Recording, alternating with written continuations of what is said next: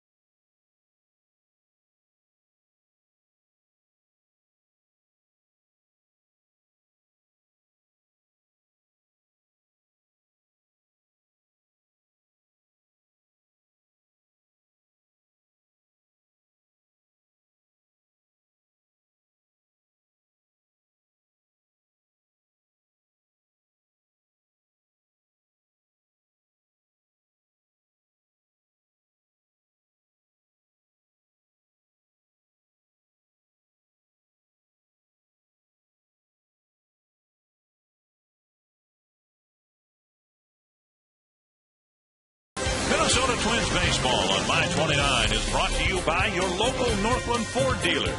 Visit your local Northland Ford dealer or go to northlandford.com. By Menards. Save big money on all your home improvement needs at Menards. And by Arby's. Come into Arby's today for their new $1 value menu. Welcome back to Twins baseball on My 29 as the Twins go for the sweep of the Milwaukee Brewers. Hi, everybody. I'm Jim Rich. And everybody was concerned about the Twins' offense on this recent road trip, where they went 2-5 and they weren't scoring the runs like we've seen. But coming back to Target Field, the Twins have found their way at the plate, scoring 23 runs in the first 2 games. Compare that to the 7-game trip where they went 2-5. The Twins scored 25 runs that entire trip, and they've done it a myriad of ways. 30 hits, 9 doubles, and great presence at the plate and patience as they have worked the Brewers for 18 walks. Carl Pavano gets the start today. It's Twins and Brewers. The first 2 games have been classic mortar battles, and this one should be more the same.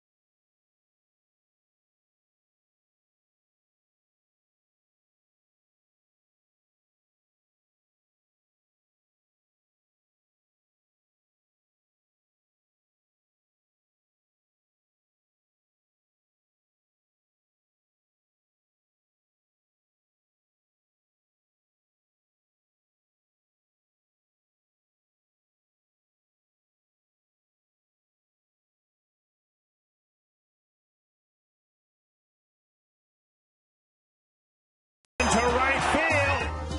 Here, as Fielder hammers one.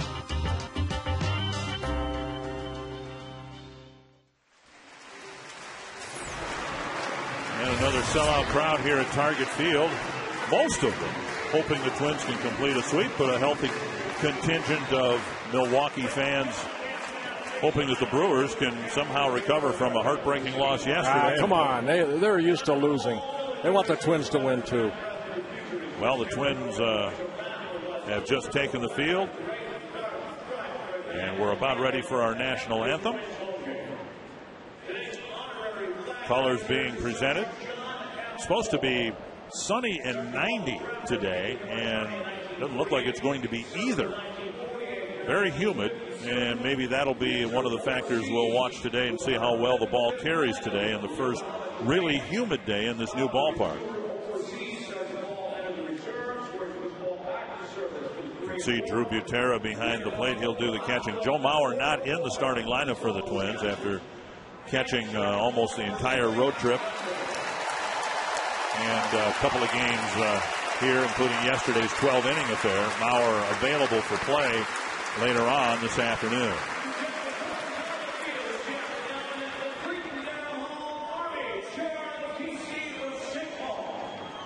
And now our national anthem.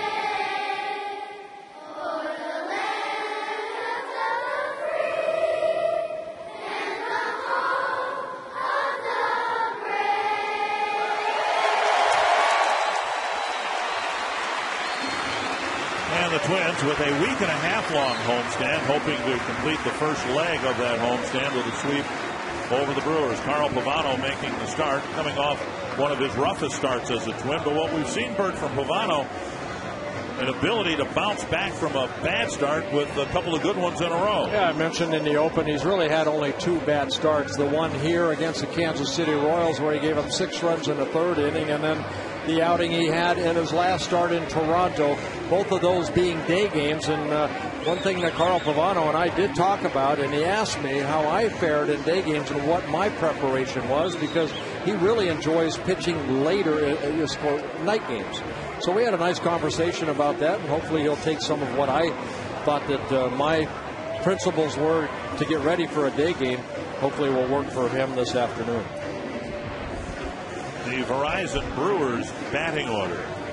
And the Brewers position players really crippled up here. There's only 12 position players here. Ricky Weeks leading off. Carlos Gomez hitting second. Ryan Braun, Prince Fielder.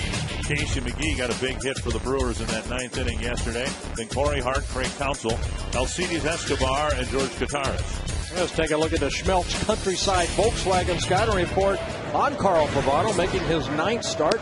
6 of his 8 starts have been quality starts. And what's a quality start? Is when a pitcher goes 6 innings or more and gives up 3 earned runs or less. And Pavano's not going to overpower anybody. He's going to pick up some strikeouts, but he relies on changing speeds and then his excellent control. Only 7 walks for Pavano in 50 1/3 innings, and one of those being an intentional walk. Northland Ford defense for the Twins. Delvin Young in left, and Art Span in center, Michael Cuddyer in right field. Nick Punto has a little bit of a finger issue, so Brendan Harris is at third. Trevor Plouffe, Orlando Hudson up the middle, Morneau at first, and Drew Butera behind the plate. Well, what Pavano tell you about day games? I mean, day games have been around longer than night games. What's his mindset here today as he's come back from a disappointing start his last time he went? Well, I think the biggest thing is for a pitcher. We talked a lot about it, and he just said, you know what, he had a tough time getting himself where he felt he was ready for the game. He's tried so many different things, swimming in the pool before, riding the bike, getting himself ready. He really enjoyed night games because then he could have a regiment more or less. And sometimes these day games, start at 12 o'clock. This one at 1:10. But it's just more the mindset. And I told him, I said, it becomes more of a negative thing in your mind sometimes when you struggle during day games than just going out and just realizing that the other opponent, your other club, that pitcher has to go through the same thing. So stay aggressive in the strike zone. And the first pitch over to Ricky Weeks. Attack early, because believe me, hitters would rather play night games too. Well, but you had some morning games in your career. You must have had some of the 11 in the morning games at the Dome and 10 in the morning at Met Stadium. I remember I shut somebody out like 1-0. The game lasted like 2 hours because they didn't want to be there. I was the only one who wanted to be there because that to me was, I knew they were going to be sleeping. I knew they were going to be tired. So I took advantage of it. And that's what that's what we talked about. Just the power of positive thinking. It's too easy to think negative in this game, and it's too easy to think negative in life. Look for the positives. And I told him, I said, you pitched some very good games so far this year during the ball game, during the day games. Throw out the bad ones. We have those at night, too. Just off the plate, 2-2 to Weeks. Weeks in the 9th inning drove in a couple of runs with a double. And the Brewers put together a pretty impressive comeback. Down by 4 runs. They scored 5, but the Twins forced the game into extra innings and won it in 12. Bouncer to short. Plouffe has to hurry to get it across. Look at that arm. Wow. That's the first time, I think, in his 3 games here we've seen him really air it out across the diamond. Well, it's the way that he approached this ball right here. He played it off to the side knowing that he could use that crow hop to make a good throw. Ball hit to the left of Harris. See him play right there. And then the little crow hop with a nice throw over to Justin at first. So 1 down, and that'll bring up Carlos Gomez. Gomez followed up Weeks' 2-run double with a 2-run single to tie the game in the 9th against John Roush. And now Gomez continues to have a good series. Span's going to cut it off, spin and fire. Gomez going to second, and he's in with a double. So Gomez continues to hit the ball hard against his former team. He has 5 hits in the series. Well, Gomez jumping on the first pitch. Again, Pavano knows, the Brewers know he's going to throw strikes. And Gomez splitting the gap right there. Span cutting it off. But Gomez and his speed just activated the other day off the disabled list. Gets his 6th double of the year. So he's at second with 1 out. And here's Ryan Braun. Yeah, it's supposed to be sunny and 90, and it's raining a little bit right now. It's been a good weekend for the Twins, not so much for the forecasters. Well, still a beautiful day. Playing outside baseball. 1 strike to Braun. Hitless in the ball game last night. 0 for 6. And hitless in his last 8 at bats. Well, the Brewers don't have a lot of history with Carl Pavano, even though he's making his 10th career start against the Brewers. Off-speed pitch, tapped foul. And that's Carl Pavano right there. Good fastball that Braun swung through, and then he pulled the string, and Braun a little out front.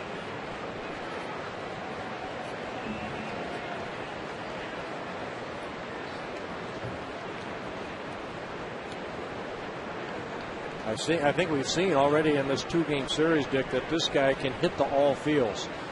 You know, that ball away a couple times. He got a couple balls away from Kevin Slowey yesterday. He lined him down the right field line, even though we're foul. Gomez going to third. The pitch dribbled to the left side, and Plouffe has no play. So Braun ends a hitless string with a broken bat single, and Gomez advances to third. Well, it was Brendan Harris that kind of reacted to Gomez taking off to third. He went to cover the bag, and that ball slowly hit a ball that Harris probably should have been getting right here. But you see Gomez taking off. There goes Harris. And then by the time he was going to react, Gomez was kind of in his way and blocked him from maybe getting that ball. 2 on, 1 out. Now, Carl Pavano has faced Fielder only 2 times, and Fielder ended up getting a base hit off of him. But Carl Pavano's going to try to work him away with a good fastball. An off-speed pitch right there. You just can't throw this guy a steady diet of fastballs. Establish inside if he can get ahead in the count, and then make him hit the outside pitch, and that's usually the off-speed pitch. 1-1. Maybe get a ground ball. Pavano's been able to get 4 double plays turned behind him, making his 9th start. But this guy is an RBI machine right here. Prince Fielder, 141 runs driven in last year. 46 home runs, only 6 so far this year, and only 18 runs batted in. 2-1. The last year of his contract with Milwaukee, and he's not put up his most impressive numbers going into free agency. He's got quite a history, though. Career .284 hitter coming into this year.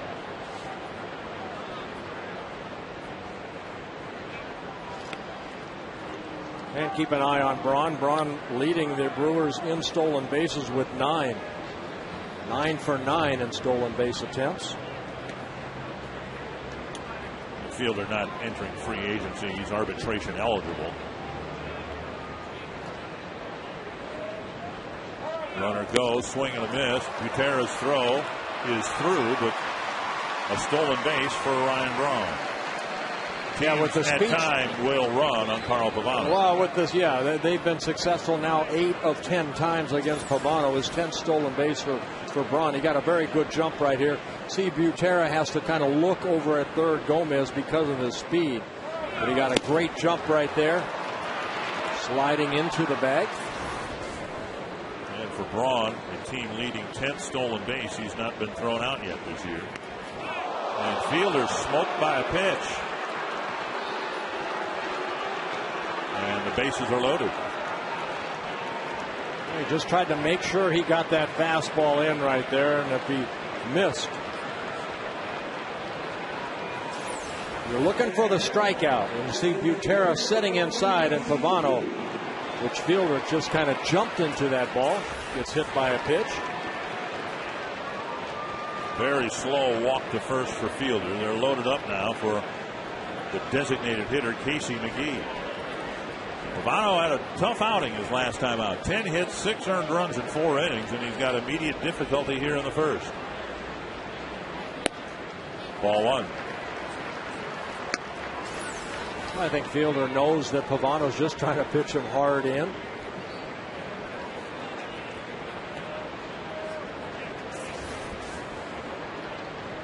So 1-0 to McGee.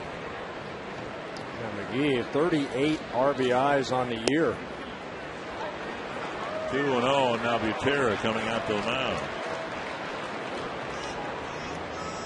Weeks retired on a ground ball, and then Gomez slashed the first pitch he saw into the gap in left center field. Braun had his bat shattered for an infield hit. Fielder hit by a pitch, and now a tough situation for Pavano with the bases full and a dangerous hitter at the plate. 2-0 the count. McGee tied with Ethier of the Dodgers for 38 runs driven in, leading the National League. And Pavano falling behind. 3 times in this series, the Twins have drawn a bases loaded walk. Well, Pavano in danger of doing it here in the first inning. 3-1. Well, this is a situation as a pitcher you know you have to probably throw a fastball over. And you hope that just McGee hits it sharply at somebody, and hopefully it's an infielder. Foul back, 3-2.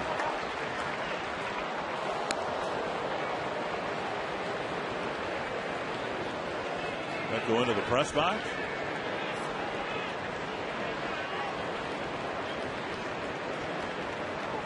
Into the writer's section of the press box. Corey Hart on deck. Pavano trying to wriggle out of a first inning jam. Squibb to the right side. 1. And that's all they'll get with Gomez coming in and scoring the first run of the game. A little dribbler to the right side and an RBI for McGee. Yeah, not much you can do about this. Hudson tried to turn it as quick as he could, but the ball kind of slowly hit to him. And Plouffe throwing as hard as he can over to Justin, but McGee beats it out. So Gomez scoring the first run of the ball game. And now here's, as a pitcher, you want to stop the damage control right here. They've already scored 1. This is a big out right here, and hopefully of Corey Hart. First and third, 2 away.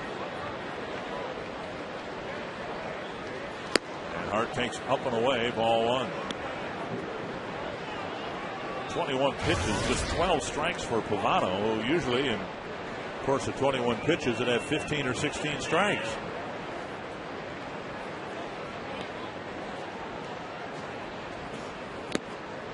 Swing and a miss, 1-1.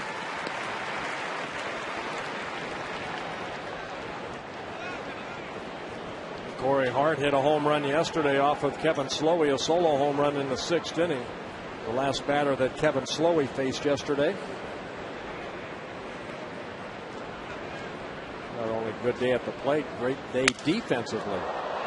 And Pavano hits the ball. The bat ends up in short left field in foul territory. 100 more trees with 2 left.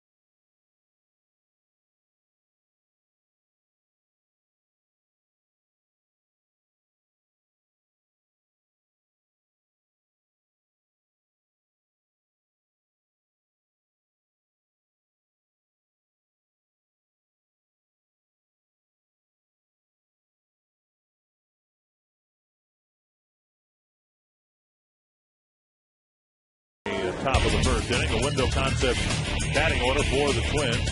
Denard Span, followed by Orlando Hudson. Justin Morrow's been on fire. Michael Kadire with good career numbers against Milwaukee. Then Jason Kubel, Delman Young, Brendan Harris, Trevor Plouffe, and Drew Gutierrez. And the Schmelz Countryside scouting report, Saab scouting report on Marco Estrada making his first start, just getting recalled on May 18th. And if you were watching a ball game yesterday and you said, hey, this guy, didn't he pitch in relief yesterday? Yes, he did. He threw 21 pitches in relief yesterday, gave up a couple runs, and making his second major league start. He made a start last year for the Washington Nationals against the Florida Marlins in September of last year. Here's Span at an 0 for 7 in the ball game yesterday, and he takes ball 1. What Ken Maka and the Brewers would like to get out of Estrada is 3 good innings. The Brewers came to town with their pitching staff in shambles, 13 pitchers, but now over the course of this series it's gotten worse. Their relievers are starting and their starters have been relieving. That's not a good deal. Last night, and it was, I guess, last night in the final couple innings, Manny Parra, who was supposed to start the game today for the Brewers, had to be used out of the bullpen. Yeah, Rick Peterson, the pitching coach, right there with the scorecard in his hand.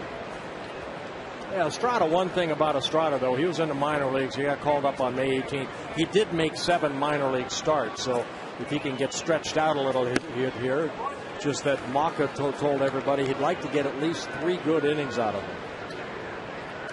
Not having a very good road trip. The Milwaukee Brewers just 1-5 after an 0-6 homestand. 2-2 to Span. Twins down a run early. And now 3-2. Estrada faced 4 batters in the game yesterday. Gave up hits to the first 2, a walk to the third, and then Kadire absolutely crushed one to center field. It was caught on the warning track. So he didn't make much of an impression on the Twins hitters yesterday. And Span lines it foul. Well, Estrada will get that fastball like that last fastball at 91. He has 2 different types of curveballs, a tight curveball, then a big slower curveball. And his best pitch, they say, is a very good changeup. 7th pitch of the opening at bat. And another one fouled away. Span did not face Estrada yesterday. Estrada faced Hudson, Bauer, Morneau, and Kadire in his outing.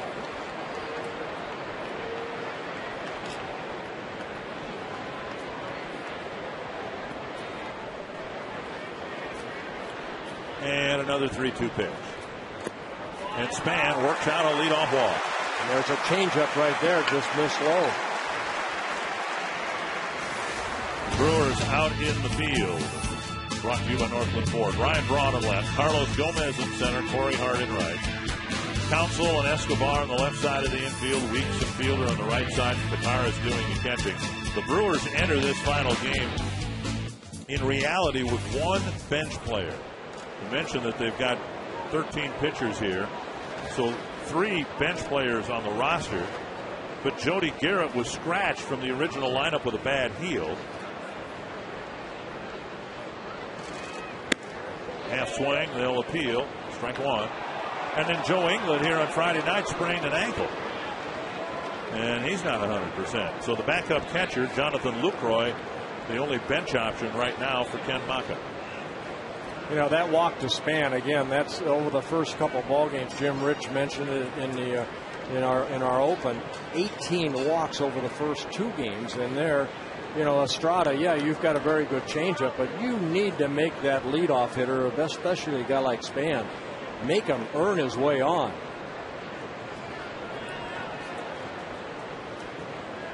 So Span at first, Hudson in the lineup, came to the ballpark very early this morning, said he's ready to go. And it's lifted foul. And a little incident yesterday with Marco Estrada on the mound trying to pick Hudson off second base. Got him on that right elbow. And Hudson stayed in the ballgame. He later scored that inning, but then after that he was taken out. for some treatment. 2 strikes to Hudson, who singled against Estrada in the 7th inning yesterday. And he got him on 3 pitches. Hudson strikes out, 1 away. Yeah, that's the tight breaking ball right there, and he picks up a strikeout. Good location of that pitch. Well, the numbers on Estrada again, just getting called up on May 18th from AAA Nashville. He made 7 starts down in Nashville. He had 1 win, 2 losses, but a very good 3.15 ERA in those 7 starts. Boy, he just keeps on hitting. Morneau on the first pitch on this Sunday afternoon, and he hits a sizzling line drive for another base hit. Well, that looked like a breaking ball that just kind of stayed on the same plane, and Justin with that hot bat, you can see that ball left up about belt high. He's ready to hit. You're going to leave him a cookie like that, he's going to hit it hard somewhere. Started the day with a 29-point lead on his teammate Joe Mauer in the batting quotation marks race. It's not much of a race right now. Here's Cuddyer. Knocked the stuffing out of the ball, hitting it to center field against Estrada, and the ball died on the warning track, caught by Gomez. Strike 1. Yeah, I think there's been 3 or 4 balls that Michael Cuddyer has hit here at New Target Field that he thought could be home runs in other ballparks. Like that ball yesterday, I mean, Gomez went back, made a very nice catch right against that center field wall off the bat of Cuddyer.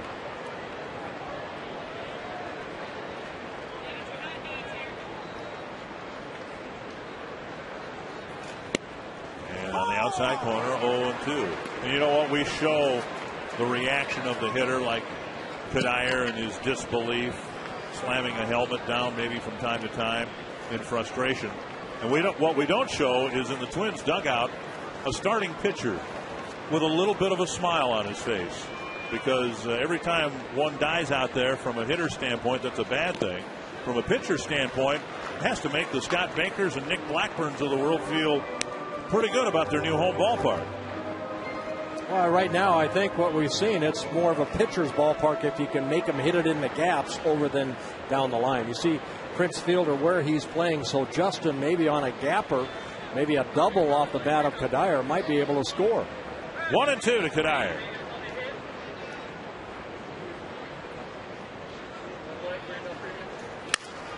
Ouch. Another broken bat. And Cuddyer gets a new one. What a great sound that is. It makes me nauseous to hear that sound. I mean, all the man hours to craft a Major League Baseball bat, and it's all wasted with that awful. Hear that sound? Nauseating Good sound. 1-2 to Cuddyer. That's to right field. Hart awaits.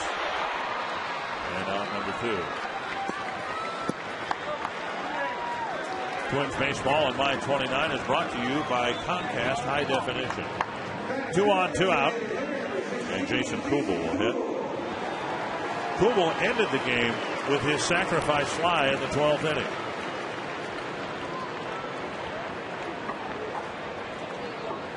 Hart had a catch in medium deep right field, no chance to throw out Casilla, who ended up, or Mauer rather, who scored the game-winning run. Even though the batting average is down for Jason Kubel, he still has 21 runs driven in.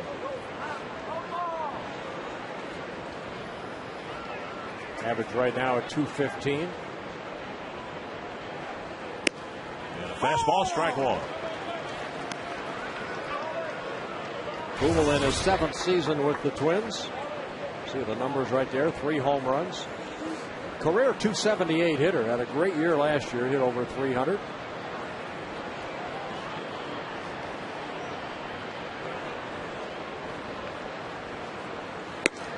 One and one.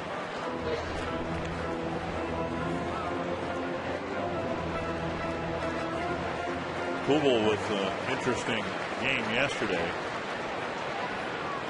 He walked twice, was hit by a pitch, got the game-winning sacrifice fly, and struck out twice. 1-2.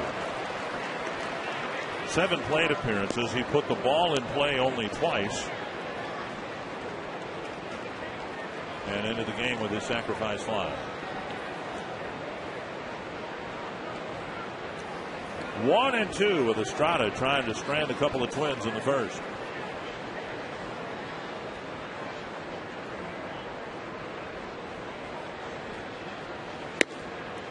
Ball inside, 2-2.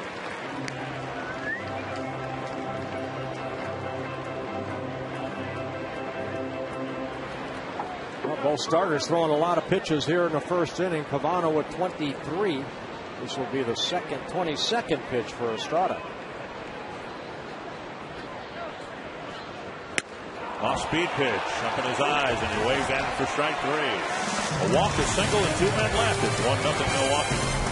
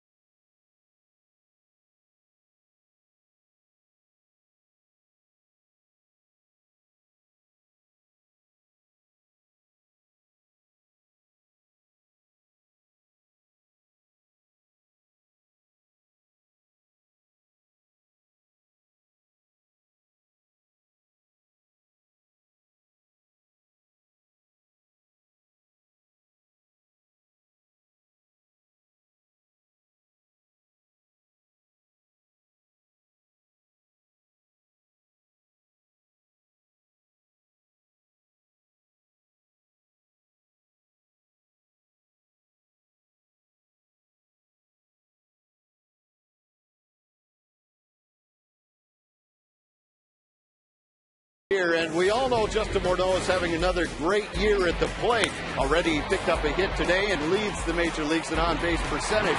But what some people don't understand is the defense Justin is using now. He has become one of the best defensive first basemen, turning a pair of 3.63s yesterday. I talked to him this morning about it, and he says the key on those double plays is that his positioning. He comes in on the ball, gets himself ready to throw, give himself an alley so he doesn't hit that man going to second base, because he says it's one of the most critical plays. And Ron Gardenhire certainly loves his defense just like that. Dick and Bert. Thank you, Jim. And that ball, that second hop skipped on him, and Morneau, a former hockey goalie, showed a pretty good reaction on his glove side. Well, I mean, we have seen day after day Justin Morneau make plays like this, make plays like he did yesterday, the 2 great double plays. Just stays with the ball, gets the out himself. And definitely there should be a Rawlings Gold Glove in his future. Strike 1. The biggest obstacle, of course, Mark Teixeira, who not only is a very good fielding first baseman in his own right, but he's playing in a bigger market, which is one of the reasons why Don Mattingly won all the Gold Glove awards, even though Ken Hrbek should have won about half the ones that Mattingly won. I know it's not right, but I think in time Justin will be recognized, and I think it's just starting to come out more and more about how good he is. Well, we talk about his offense, but defensively, a future Gold Glover. And Pavano picking up a strikeout, his first of the ball game, getting Escobar to chase a pitch down and away. 2 down, and that'll bring up George Gutierrez. Better beginning to the second inning for Pavano. That little cutter down and away, and Escobar swinging wildly. Taras takes a strike. Pavano gave up a run and had a ticklish situation in the first inning. If you look back at the inning, only one ball was hit with any authority at all, and that was Gomez's double. Braun's hit was a broken bat hit. McGee broke his bat, dribbling one to the right side of the infield, and then Hart shattered his back, tapping it back to the mound. And that's what you want to do as a pitcher. Do a good job of damage control. And what I mean by damage control is you've already given up one run when Gomez came in, but he was able to get Corey Hart out. Pavano covers the bag, and it's a quick 1-2-3 second inning on 8 pitches for Carl Pavano.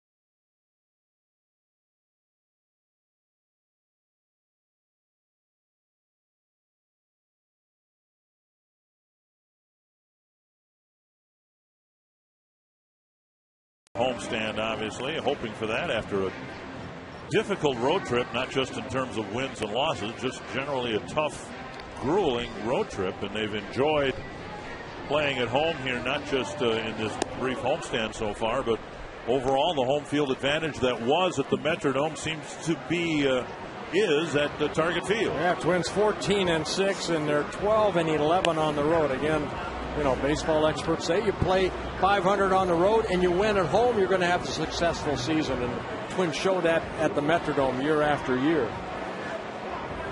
Estrada got through the first, stranded a couple of runners. He'll face Young, Harris, and Plouffe here in the second inning. Yeah, Estrada, 26 years old, born in Mexico, but ended up going to Long Beach State University, signed by the Washington Nationals out of Long Beach State University back in 2005. First pitch popped up, short center, and it's the shortstop Escobar who one-hands it, one pitch, one out. And that'll bring up Brendan Harris. Nick Punto has an injured finger, and with the off day tomorrow, the Twins are treating the finger and hope that with the treatment and a couple of days off, he'll be ready to go Tuesday night against the Yankees.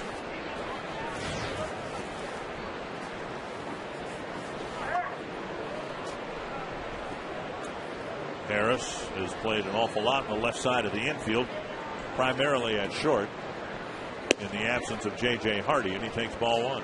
Yeah, defensively, he's done a very good job. No errors on the year for Brendan Harris wherever you put him so far, but it's the offense right now that Harris has been struggling at.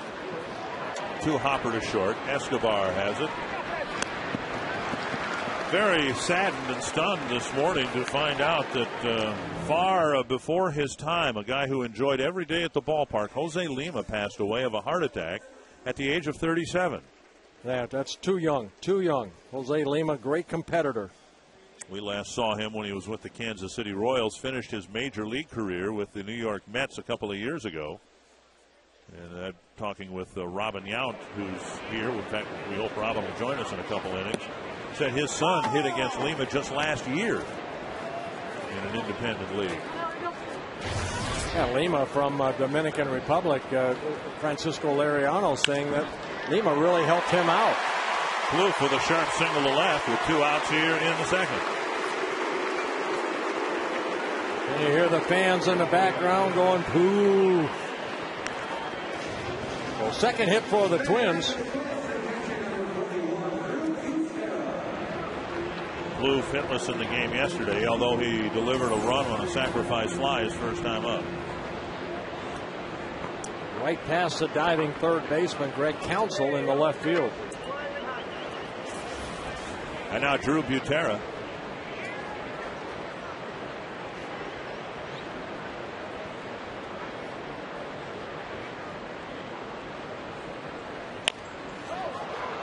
Halfway between the mound and the plate.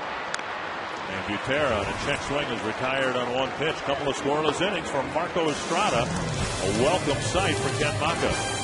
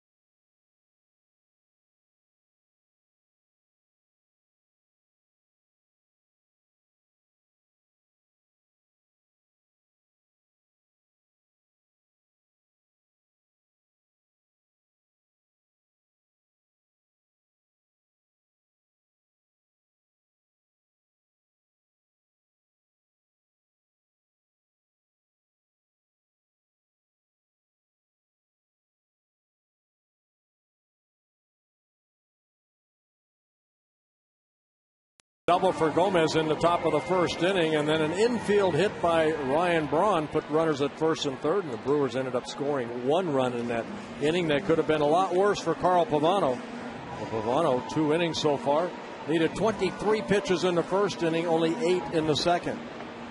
And it has to be a little more enjoyable for the Brewers to be playing with the lead. The only lead they've had was their very short one that lasted from the top of the 9th to the bottom of the 9th last night. Ricky Weeks will lead things off. Pavano got him on a ground ball his first time up. And strike 1. Well, 10 batters faced. Strike 1 on 7 of the 10 so far for Pavano.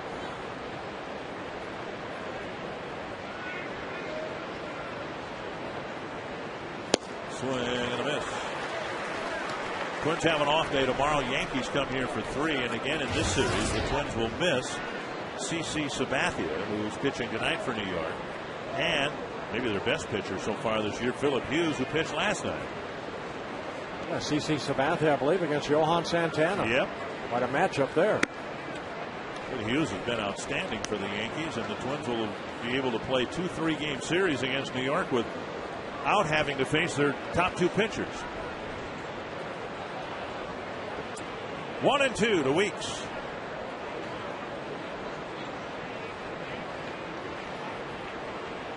There's a called third strike. 6 in a row set down now by Carl Pavano. And Pavano picks up his second strikeout. Weeks maybe looking away, and then Pavano snuck that fastball middle in.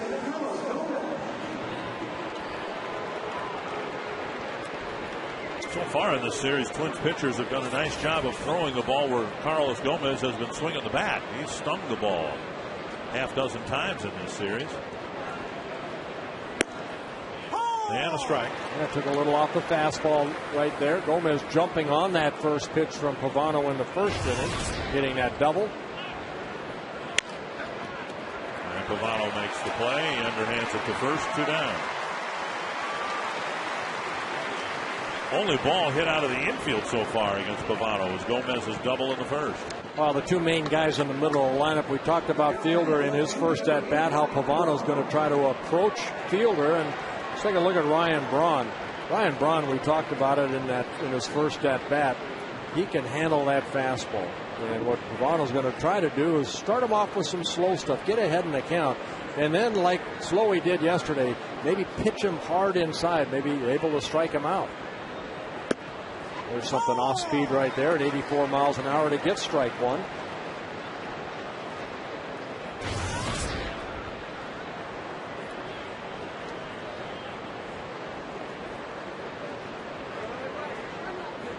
One strike to Braun. And a ball.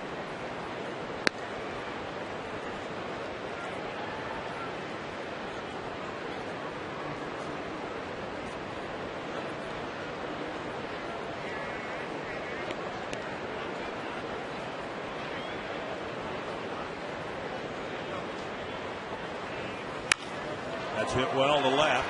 Delman Young near the track makes the catch. 8 in a row set down by Carl Pavano. An 8-pitch second and a 9-pitch third.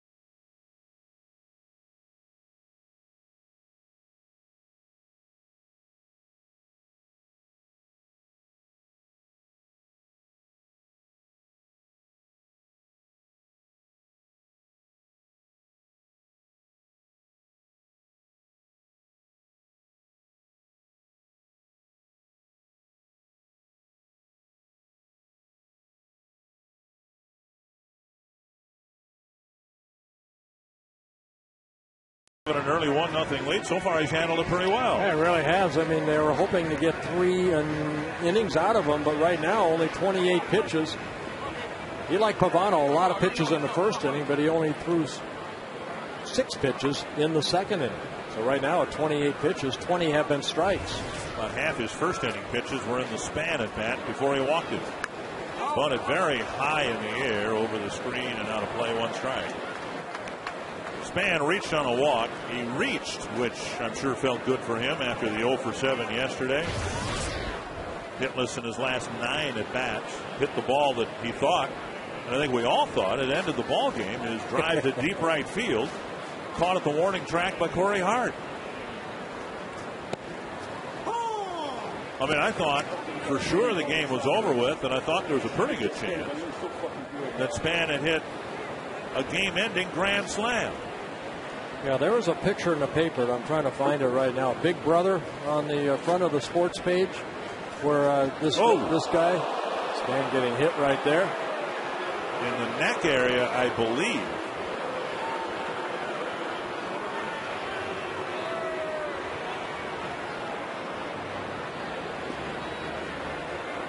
So Span, who didn't reach at all yesterday, will reach with a walk and a plunking. He got hit right between the shoulder blades, it looked like. Yeah, Dave Krumer, one of the trainers here, looking at Denard Span. Look, got him right in the back. All right, fans want to know, any chance that's a response to Fielder getting hit? No, I don't think so. Just trying to work hard in. That's exactly what Pavano was trying to do on Fielder, is pitch him hard in. Well, anyway, there's a picture on the sports page today on the front page, Big Brother, and it's a guy number 7 with, was it Gebhardt? Toby Gebhardt? And in the clubhouse, they had that picture, but they put Span's head in that picture with Gebhardt pointing up. Remember, Span, after he hit the ball, he had his hand up. He thought, the ball was gone. So the players had some fun with Denard Span. Well, Fielder and Span exchanging owies at first base. Here's Hudson. Nothing wrong with his legs. And Span steals second. So he got hit between the shoulders, but the legs just fine, and he stands at second base. Well, his 10th stolen base of the year in 11 attempts. He got a very good jump right there off of the Estrada. They could see first movement. There goes Span, feet first slide.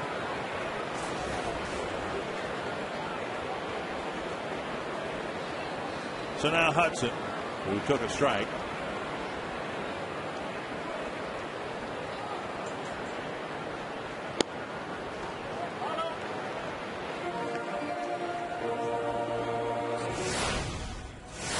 Well, yesterday in the 9th inning, Span with bases loaded, he thought he got it all. Hand up. And then whoops, Hart caught it on the warning track. 1-1 to Hudson. That's dumped behind third, and it might tie the game. Hudson with a base hit, and the game is tied.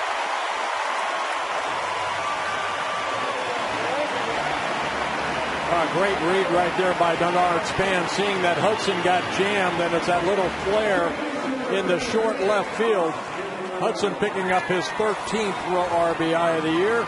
The inside-out swing. Span seeing that it's going to land in no man's land right there, and he scores to tie the game at 1 apiece.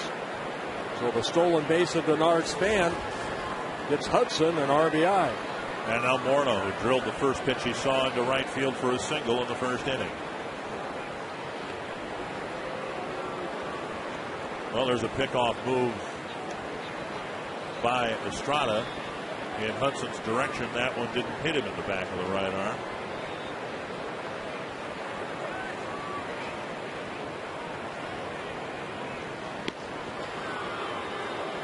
Well, Hudson stole a base in yesterday's ballgame, 4 for 4 in stolen base attempts. Twins now 22 stolen bases on the year in 26 attempts.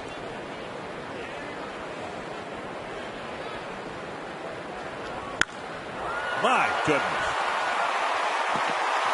An extra base hit for Morneau. Hudson around third. He's being waved in, and he'll score. The Twins take the lead. Morneau has seen 2 pitches and knocked the stuffing out of each one. Well, Justin getting credited for his 34th RBI. In the first at-bat, he singled on a breaking ball, and here it looked like a changeup left up. And Justin, he is on fire, landing that ball into right center. And Hudson scoring all the way from first base. Well, the hustle right there. Hudson picking up third base coach Scotty Alger. Scores the second run of the inning. Here's Michael Cuddyer. Bouncer to short. Morneau can't go anyplace. And Escobar throws out Cuddyer on the first pitch. So a lot of batters swinging early in the count here against Estrada and Pavano. 1 down, and here comes Kubel.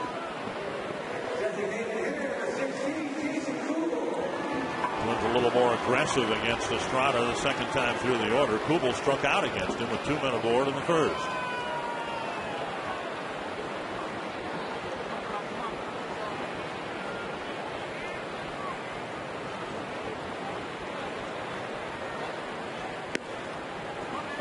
Twins have gone 5 full games without hitting a home run. They've won 2 of them. But they did not hit a home run in the final game at the Rogers Center or at Fenway Park or in the first 2 games here of this series.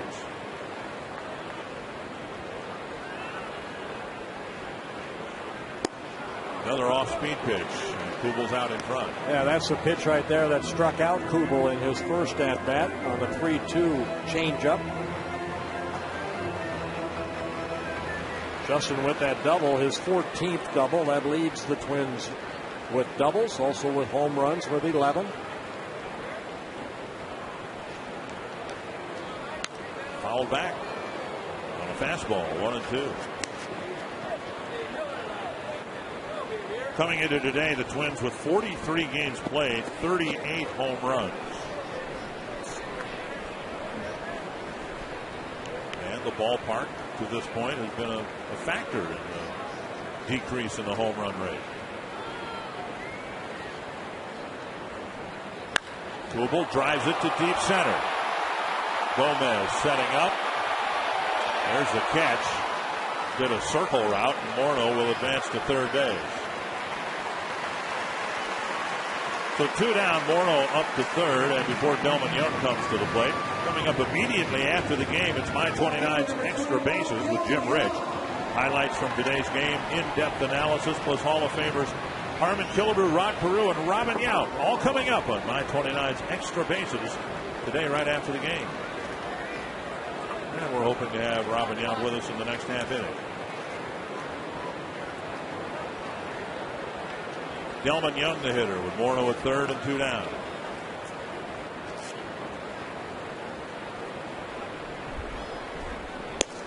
Just off the outside corner.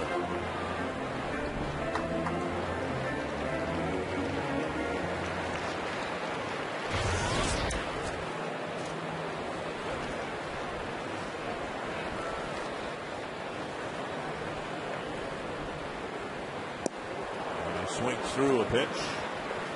1-1. A good breaking ball right there by Estrada. Kept it down in the strike zone.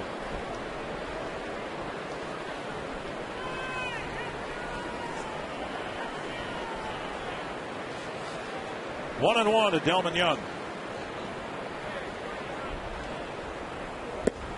That one hit the outside corner. It's 1-2. Freddie Garcia not fooling too many people today. He's behind the Marlins 7-0 in the third inning.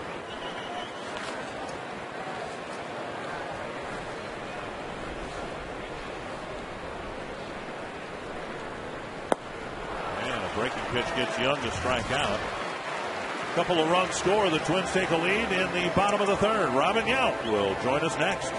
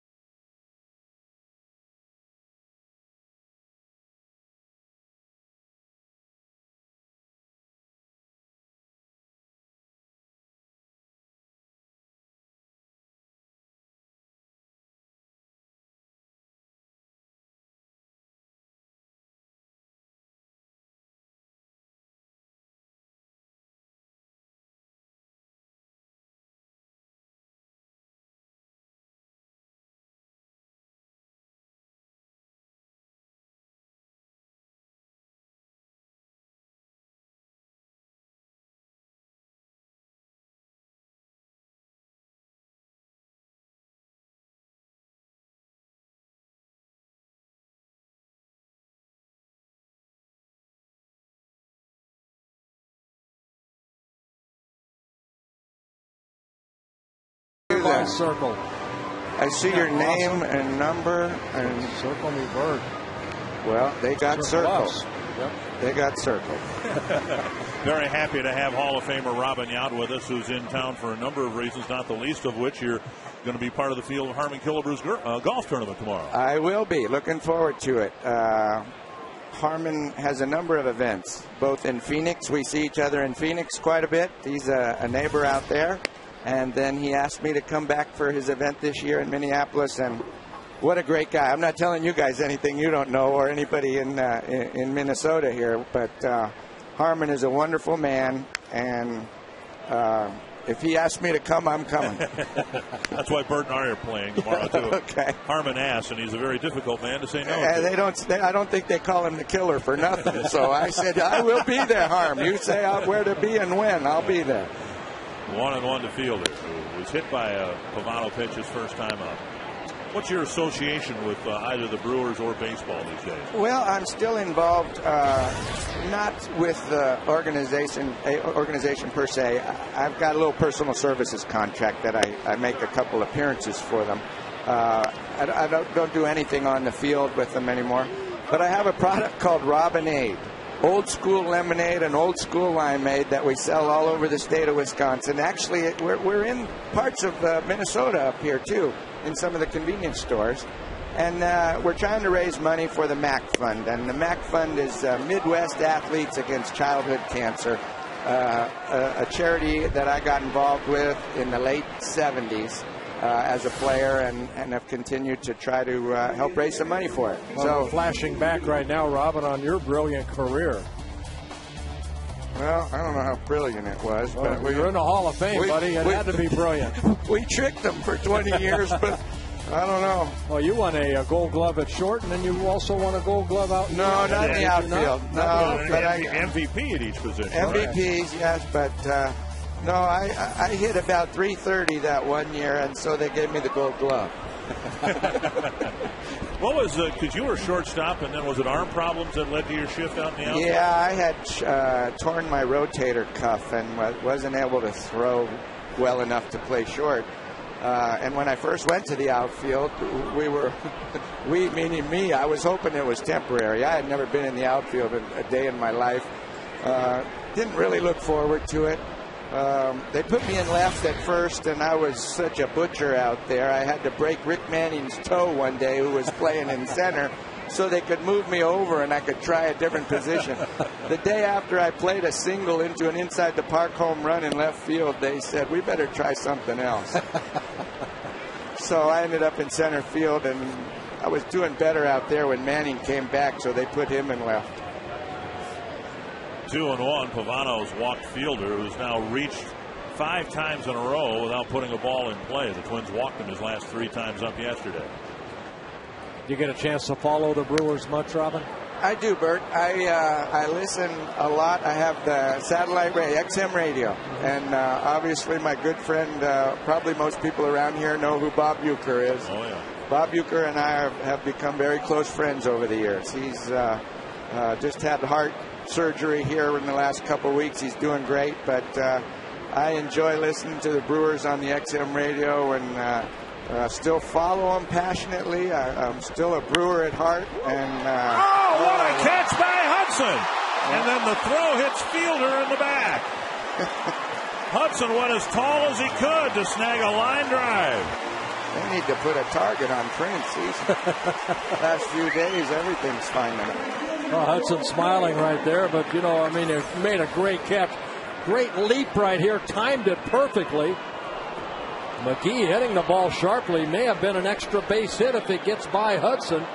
And then the throw over. Of course, Fielder trying to scoot back to the bag as quick as he can. Gets hit in the back. And the ball doesn't carry him away too far. Yeah, Hudson's a heck of a player. I saw him in Arizona for a year or two, and can't understand why he's moving around so much, because he's a good player. Yeah, the Twins signed him to a 1-year contract, 4-time Gold Glove winner. Yeah, he's been a big asset to the Twins so far. Well, in your listening to Brewer games and watching them occasionally, what do they need to do to get this season salvaged? Well, there's a deep do that right there. Corey Hart Wow. into the third deck. Wow. Yeah, I think more of that would really help. First ball at Target Field hit into the third deck in left field. Oh, nice, and I got to witness it. Well, I don't think it's the offense that has been the problem for the Milwaukee Brewers. The pitching staff, toward the bottom, of course, in the National League. But Corey Hart, who hit a solo home run yesterday off of Kevin Slowey at 6'6", likes to extend those arms and show off that power. Boy, that's a blast right there. Yeah, he definitely got the head out on that one. But the pitching obviously has been a real stumbling block. The last 2 years, we had some pitching issues last year, starting pitching. Trevor did great out of the bullpen, and obviously he's even struggled this year. But we thought we were upgrading. We got some veteran guys to come in this year, but Doug Davis and Randy Wolf, and they give you the innings, but it just doesn't seem like to this point. Let's not panic yet. I mean, we know it's a long season, but it's hard to dig yourself out of if you get in too deep of a hole. There's no question about it. But I don't think it's any secret. Our pitching has certainly hurt to this point. You have any desire to get back? I know you were a coach for a while and in uniform, either coaching or maybe managing the ball club. Not really. I tried it, and to be very honest, I really did enjoy the coaching side of it. I loved working with the kids. I love putting the uniform on, but I also love a lot of things away from the ball field. And Kadire over a few steps to put that ball away, out number 2. I have a passion for a number of things that don't involve baseball. And when you take a coaching job, it is a full-time job, and you really have to give a lot of stuff up during that other season. And I have a lot of other interests that. Are you still doing the dirt biking? I got addicted to 2 wheels when I was very young, and I haven't lost that addiction. So the answer to that is yes, not just dirt bikes, but street bikes. I'm actually into restoring old motorcycles even. So, Robin, great to see you. We'll see thank you for having on me. the first tee tomorrow at Harmon Killebrew's golf tournament. I will be there. Hit them long and straight. I hope to. I know they'll go long. They don't usually go straight.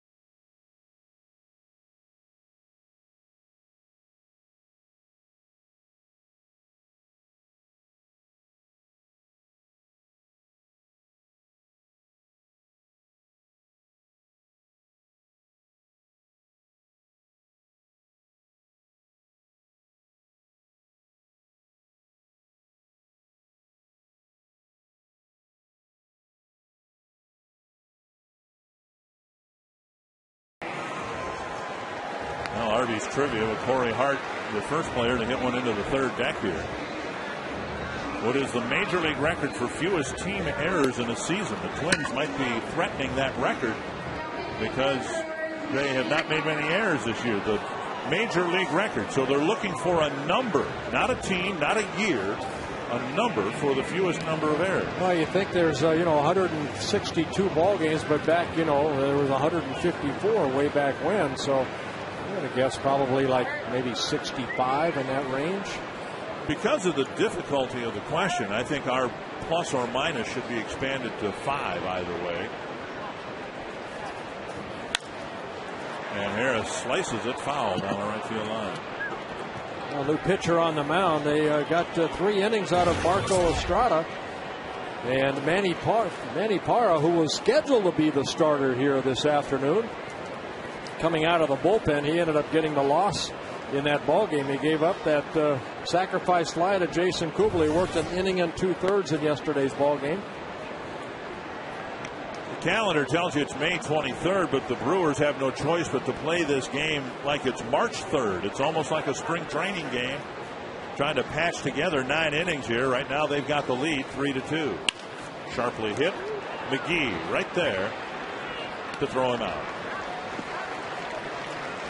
Visit the online shop of the Minnesota Twins at twinsbaseball.com. You can browse the largest selection of official gear, including the latest apparel, nostalgic memorabilia, and authentic classics for the whole family. Get your gear from the official source, the twinsbaseball.com shop, except no substitutes. Yeah, Greg Counsell at third, McGee the designated hitter. Yep. One down, and here's Trevor Plouffe. Single to left, his first time up, bluffing a bunt, taking ball 1.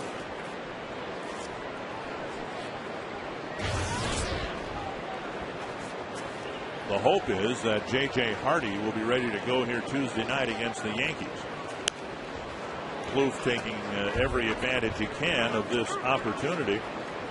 After he left the air, I asked Robin Yount about J.J. Hardy. Of course, Robin, a former shortstop, and Hardy was the Brewers shortstop. Very complimentary about Hardy and the type of player he is and the type of person he is.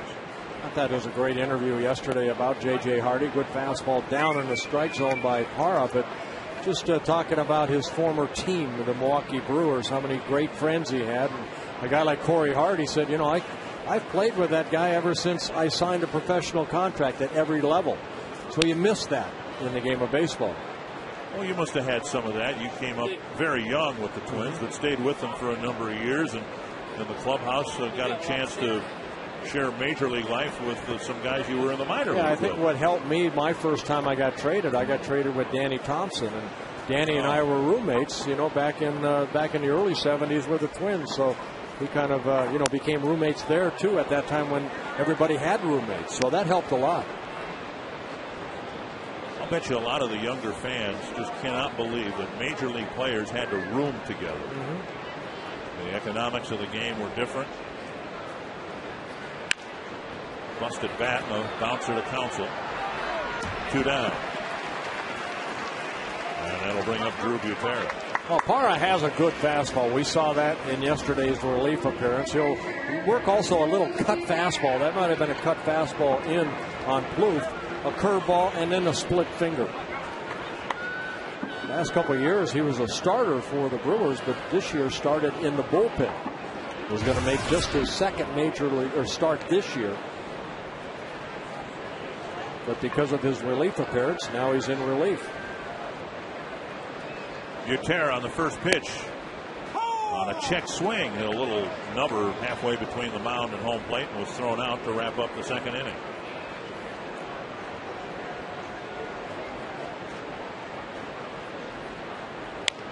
And here's another nubber.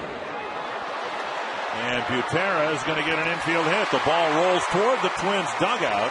And there to pick it up before it might roll into the dugout was the catcher, Gutierrez. Yeah, Ricky Weeks tried to do what Alexi Casilla did here a couple of weeks ago, try to flip it all in one motion to get Butera.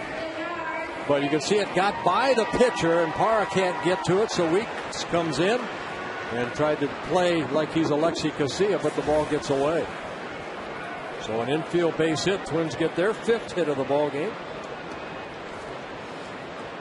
And now Span, who's reached twice, once on a walk, was hit by a pitch between the shoulder blades and ended up scoring on Hudson's RBI single last inning.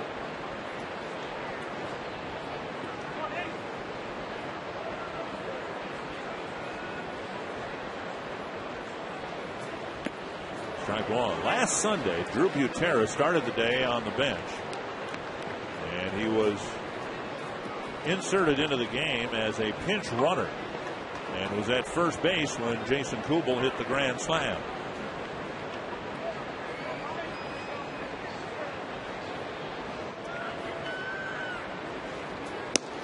I don't know if we said it at the time, but he's already probably done something that his father never did, and that is pinch run. I don't know that Sal would have ever been asked to pinch run. Oh no. 2 strikes to Span. And he'll reach for the 3rd time. Butera at second base, and Span gets his first hit. And the Twins are trying to put something together here with 2 outs. Yeah, it looked like a changeup right there. He had just thrown a really good fastball down and away, and then he kind of off-speed pitch and left it up. A breaking ball right there. And Span keeping those hands back so nicely, just popping the bat and getting the base hit to left center. Now here's Hudson. Hudson was out of the ball game last night by the time Parra came in. But Parra and 2 other relievers walked Alexi Casilla 3 times in the game, with Casilla hitting right in front of Joe Mauer.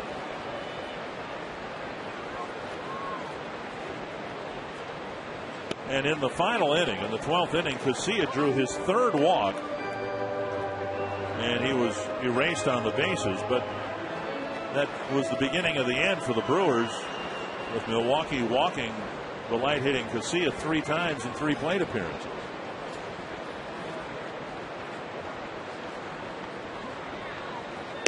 Outside, 2-0. Now Hudson hitting from as a right-handed hitter now, where he's hitting .309. He has 2 home runs, both of them coming as a right-handed hitter. Excuse me, hitting .276 as a right-handed hitter, .309 as a left-handed hitter.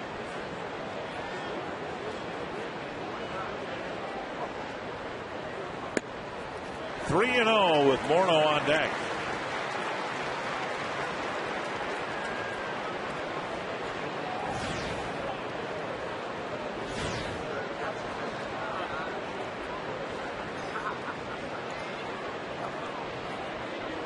Hudson, I'm sure, will take a pitch right here. 3-1. To take a pitch because on who is on deck. Red hot Justin Morneau. If he's going to walk you, take it. And Parra knows who's on deck, so he's got to throw maybe a fastball right here to Hudson. And hopefully he'll put a good swing on it. Just foul. Counsell with a belly flop into foul territory. And Scotty Alger looking at third base umpire Tom Hallion as if to say, are you sure? You see this ball right here, definitely a foul ball as it hits in foul territory. Past the bag. If it goes over the bag and lands in foul territory, it could be a fair ball as long as it goes over the bag. And it has to have been grounded in fair territory. Right. Full count, and with 2 down, the runners will take off. Not yet. Twins trying to tie it up. Brewers led by a run, Twins led by a run. Now the Brewers by a run.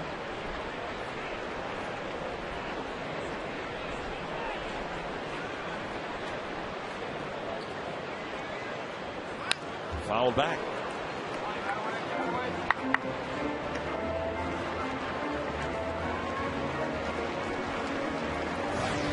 I'm curious what the motive was here. Parra scheduled to start, but asked to relieve after his relief appearance yesterday instead of starting. Yeah, I don't know. I don't know what Rick Peterson, the pitching coach, his thoughts were. Maybe hoping Parra could go 1 or 2. Felt Estrada could maybe go 3, which he did. Popped up behind first. Fielder chases it. Weeks is after it. And Weeks makes the catch to end the threat. A couple of 2-out hits. They're left aboard, and the Brewers still lead by a run.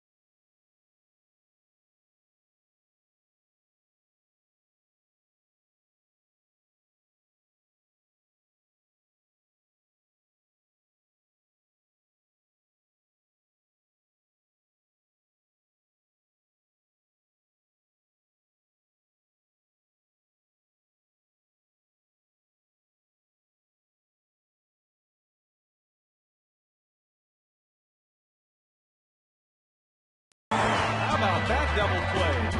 Turn it. 1,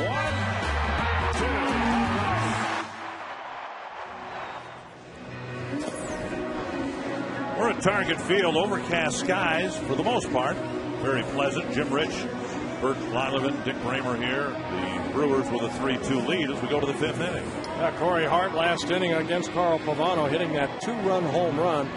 That home run, the 6th home run that Carl Pavano has allowed. He's allowed 2 solo home runs, 3 2-run home runs, and 1 3-run home run. And that you want to stay away from those, 2-run, 3-run home runs. Those end up hurting you. Kottaras drives it to right center field. Off the fence. And he's got a first pitch double here in the 5th. So Kottaras is aboard, cracking one against the fence in right center field. He jumped on that first fastball, looked kind of a get-me-over fastball. Maybe he'll take for strike one. You see where it's at right there. Kottaras up there swinging. He hits his 6th double of the year, high off the wall. Span getting it back in. Here's Ricky Weeks. He's bounced to short and been called out on strikes.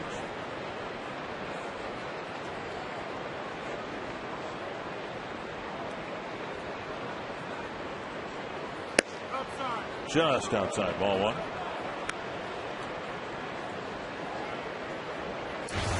Weeks got Friday off, came back into the lineup yesterday, went 1 for 5, but drove in the 2 big runs in the 9th inning. So far today, 0 for 2.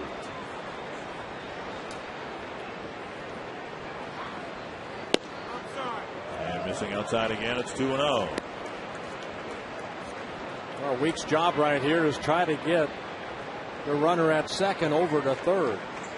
Twins had the same situation with Justin when he hit the double, the RBI double. Kadire did not move him over, and then Kubel hit that long fly ball that may have scored another run for the Twins. So those are the little things sometimes that you kind of overlook sometimes in a ball game. Those at bats very important. Weeks at bat right here very important. Try to add a run. 2-1 to Weeks.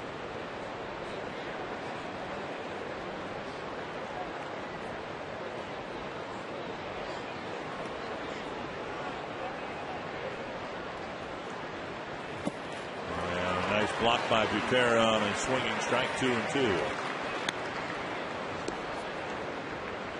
Pavano, the senior member of the Twins rotation, but another senior member has asked for a trade. Roy Oswald of the Houston Astros will apparently be the center of some trade discussions if he gets his wish. Well, the Astros off to a terrible start, 15-28 coming into today's play. Span comes in a couple of steps and makes the catch for the first out. And there is Kottaras still at second base. The next installment of Baseball Unplugged is tonight at Van Nuys Heights at Saks Sports Bar. Michael Kadire will host the family-friendly evening of baseball talk, and he'll welcome Jason Kubel and Denard Span. Baseball Unplugged tonight at 7 in Van Nuys Heights. For more details, please visit twinsbaseball.com. One gone in the 5th. Here's Gomez.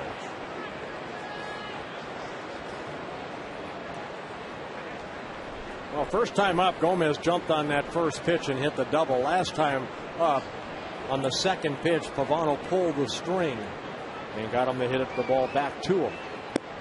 He misses with that slider down and away. One thing you know with Gomez up there, he doesn't want to walk much. He's up there swinging the bat.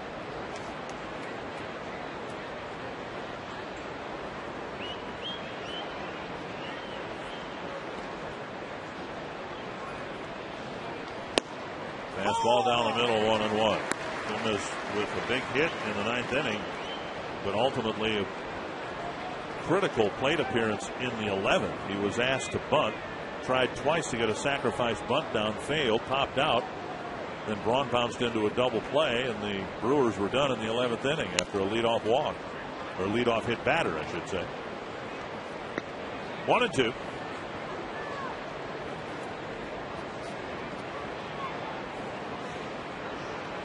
He's quite a character. On that pitch right there, it was right off the end of the bat. He usually smells the bat. That time he put it next to his ear. to try to hear it, I think. Like a seashell. Yeah. If you listen real closely, you might be able to hear Ron Kulpa call him out on strikes on this pitch.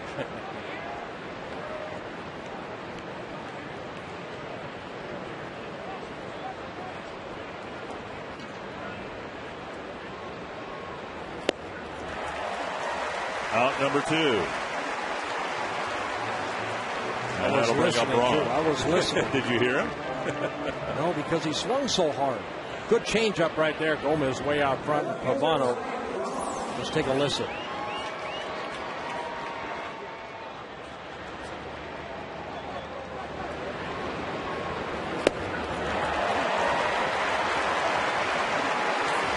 He didn't really yell it out. Copa didn't, because he swung through it. 2 down. Ryan Braun will hit.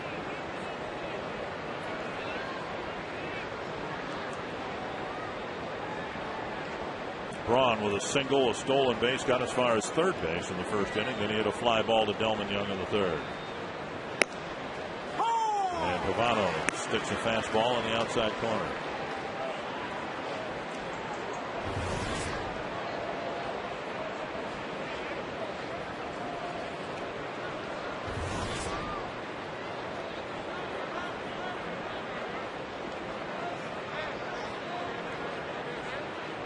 One strike to Braun.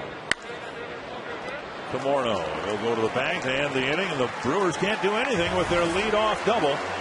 Justin Morneau will lead off the 5th for the Twins. We've got 2 of the game's best among first basemen here this afternoon.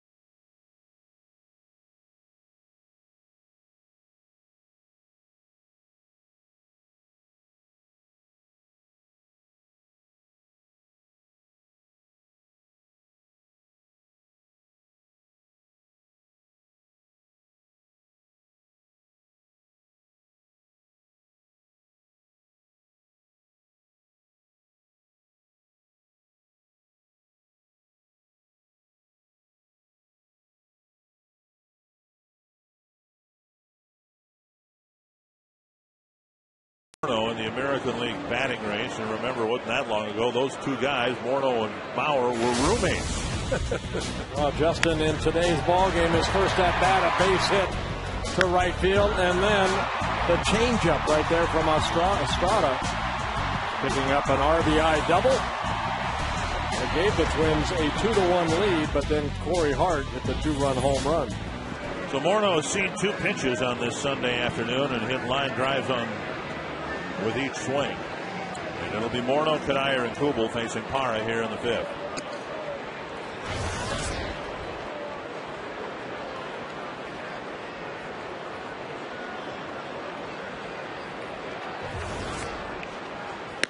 So they start him off the plate, ball 1.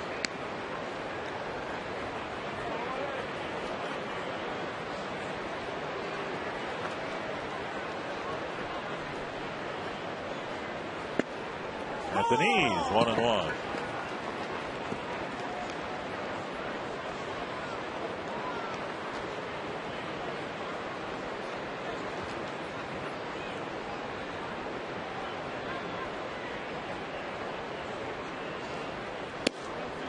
Just outside, 2-1.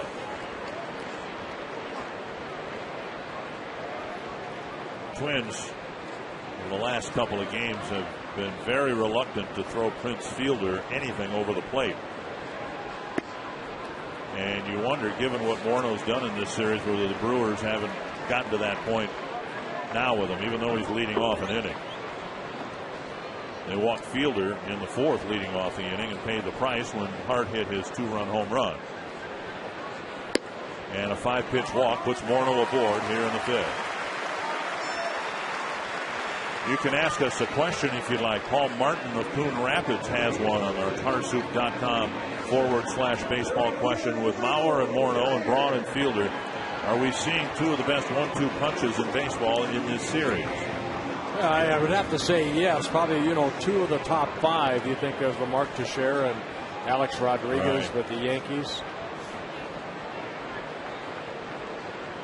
Here's Kadire. Big swing and a miss. 1 strike. Albert Pujols. I think anybody who's with him, you have to say Albert Pujols Holliday, or whoever. Right. But it's Matt Holliday right now. Was Ryan Ludwig.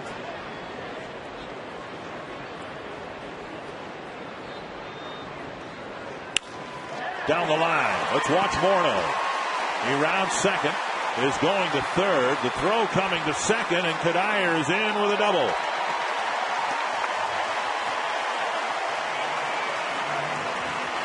So the middle of the Twins lineup starting something here in the fifth. Well, Kadire had 2 frustrating at-bats. In his first at-bat, fly ball to right, and then he hit the ball sharply with Justin at second base and nobody out. Got a pitch up and hits a double right down that left field line. Ryan Braun has to go retrieve this ball. Justin, seeing that Braun not going to get to it, he goes to third base. Kadire sliding into second safely. Kubel flips the first pitch foul. It was Kubel against Parra in the 12th inning last night that finally sent everybody home. And he has a chance to tie it up or put the Twins in front here in the fifth. 1-1.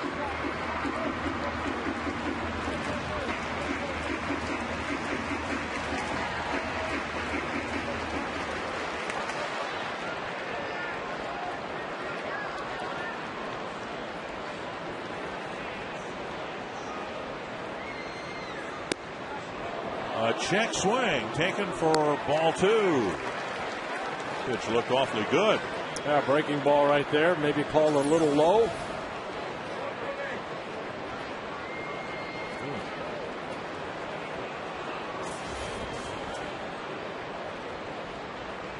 So instead of a 1-2 count, it's 2-1.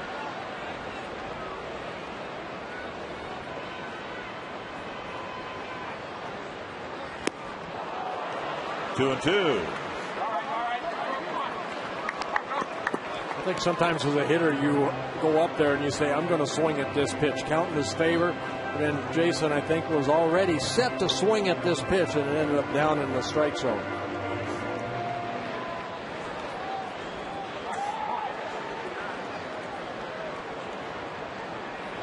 Two and two to the Twins' designated hitter. Foul tip. Kataris hangs on. One away. Well, Parra picking up a big strikeout, his first in relief. Well, we're back to that fastball. Good location. Pitcher's pitch down and away. The Twins need to at least get the tying run in here.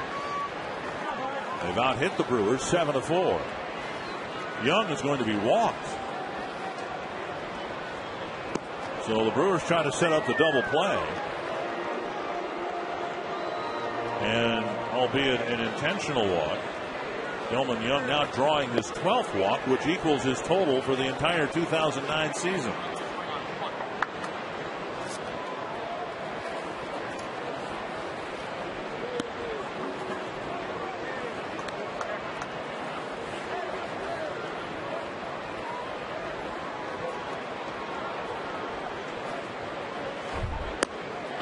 So Young walks, and Brendan Harris will come to the plate. You know, a lot of times when I've been on teams before where the guy gets intentional walk, it puts a little fire into the guy on deck.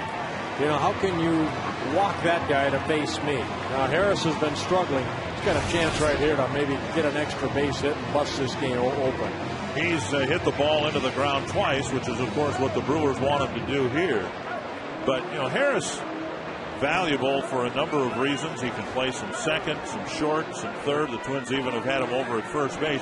But basically, he's on this team because he can hit, and he hasn't hit yet this year. Not yet. Hopefully it starts in this at-bat right here. As a career 267 hitter coming into this year, a career that started with the Cubs back in 2004. Played with the Expos, then Nationals, the Reds, the Rays, in his third season with the Twins.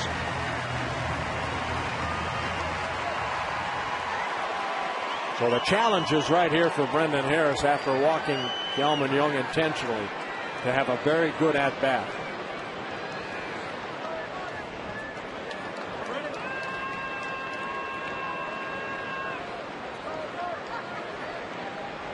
Bases full of Twins. And Harris takes a strike. They start him off with an off-speed pitch, 83 mile an hour changeup.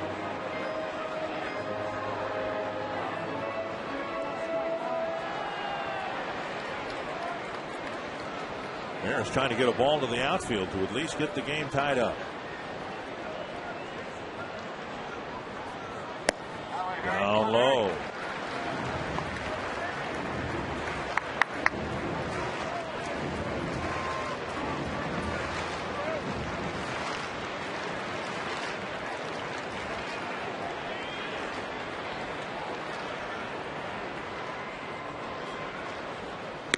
Breaking ball over, and it's 1-2. Yeah, another slow pitch, an even slower pitch at 76. So he took something off the breaking ball right here.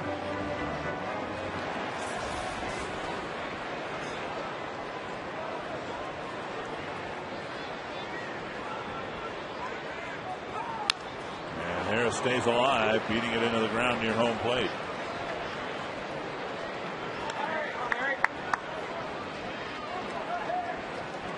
Harris in the lineup again because Nick Punto is nursing a sore finger in the hopes of getting back into the lineup Tuesday night against the Yankees. 1-2. Got him looking. 2 down. So Parra with a big strikeout of Harris, and it'll be left to the rookie Plouffe to try to get something out of this rally. Boy, throwing some off-speed pitches. They got ahead of Harris on a high changeup as we go pitch by pitch. Right there for strike one at 84 miles an hour. Then the fastball down. Then he went to the breaking ball to get ahead. 1 ball, 2 strikes. Harris fouled off a pitch right there. And then Parra straight over the top. Working the inner half of the plate. Gets a big strikeout. His second of the inning. A walk, a double, an intentional walk. But weaved through all of that a couple of big strikeouts. And here's Plouffe.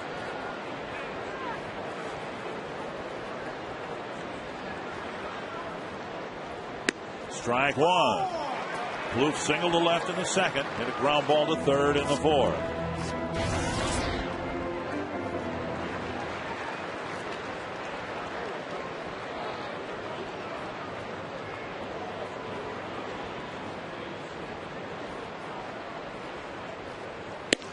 Just outside with Parra nearly clipping the corner to make it 0-2.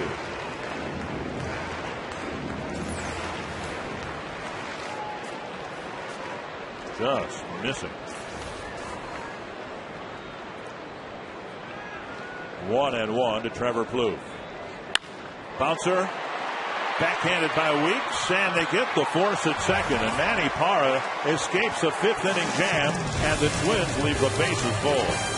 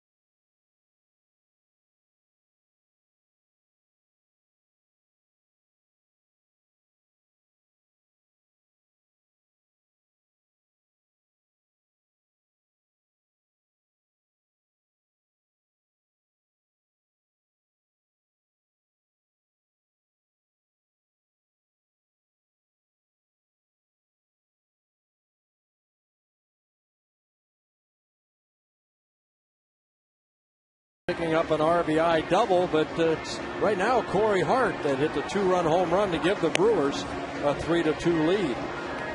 Today's high-speed pitch brought to you by Comcast.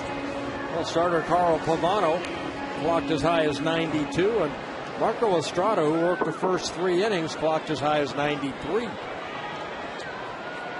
And we'll see as we begin the top of the 6th inning what Pavano does with Fielder. Fielder hit by a pitch in the first. He walked leading off the 4th. 6 times out of the last 7 plate appearances. Fielder driving it to right and gone. 6 times out of the last 7 plate appearances, the Twins have either hit or walked Fielder. And here he cranks one into right for a home run. Well, you can see why. Fielder hitting his 7th home run of the year. Jumping on that first pitch. It's a line drive home run. Second home run given up by Pavano here this afternoon. This guy is so strong.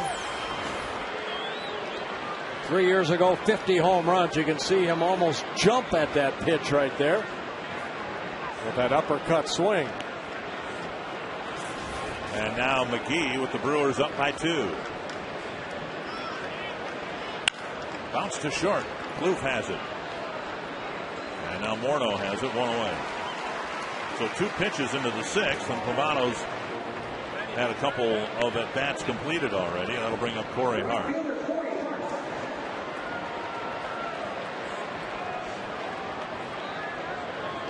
Fielder's home run, a line drive. Hart's evoked memories of Harmon Killebrew, a towering blast into the 3rd deck here. Yeah, the home run porch that they call out in left field. First ball that's been hit up there. Hart hitting his 9th. Well, a deep drive to center. Span going back. Room to make the catch.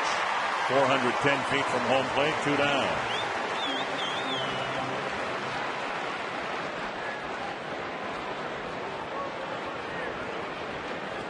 And that'll bring up Craig Counsell.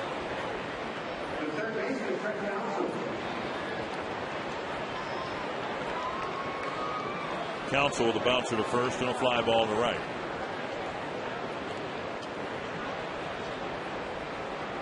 Sun has struggled to break through here all day long, and now it's finally succeeded. Strike 1. Well, Pavano 75 pitches, 49 have been strikes. 5 2/3 innings. All 4 runs earned so far off of Pavano. 2 strikes to Counsell.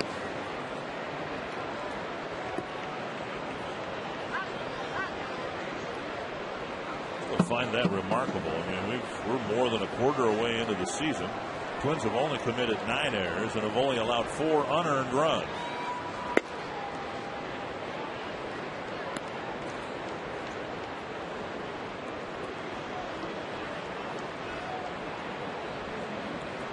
And I think one of the reasons people were looking at this first season at Target Field with interest was to see how the Twins defensively would fare off the artificial turf that gave more consistent bounces. At least that's the theory. And now you've got a natural surface. And would this team that excelled defensively on an artificial surface be able to bring that defensive success onto real grass and dirt? Well, I think you look around at the defense of the Twins, and Nick Punto's not playing here today. J.J. Hardy at short. Guys that are just steady. You know, of course, the Gold Glove winner over there at second base in Orlando Hudson. Span, he can cover a lot of ground. He's made only 1 error. Delman Young, his error was a throwing error, the first for the Twins in Chicago, that ended up hitting the back of a runner trying to score. And Kadire has been error-free out in right field. So that's one thing that the Twins rely on. They know they're going to win a lot of ball games throughout the summer by good pitching and good defense. Counsell hooks a foul. And you can't have good pitching if you don't have good defense. But I think somewhere within the Twins' excellence defensively, now playing on grass and dirt at home, you know, tip of the cap to the groundskeeper. Larry DeVito's put this ballpark in great shape, and we really haven't seen many bad hops at all. in the first year at Target Field. Council takes a call at third strike. The Brewers get a run on a Prince Fielder home run.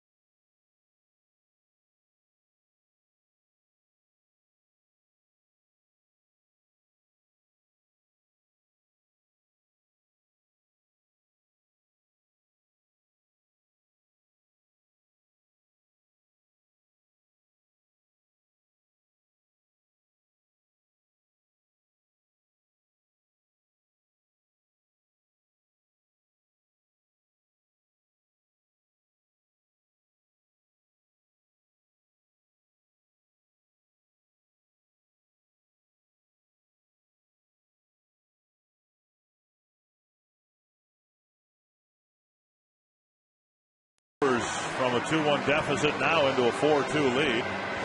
My 29 fans, a big change coming June 7th. A new afternoon and evening lineup full of laugh-out-loud comedy.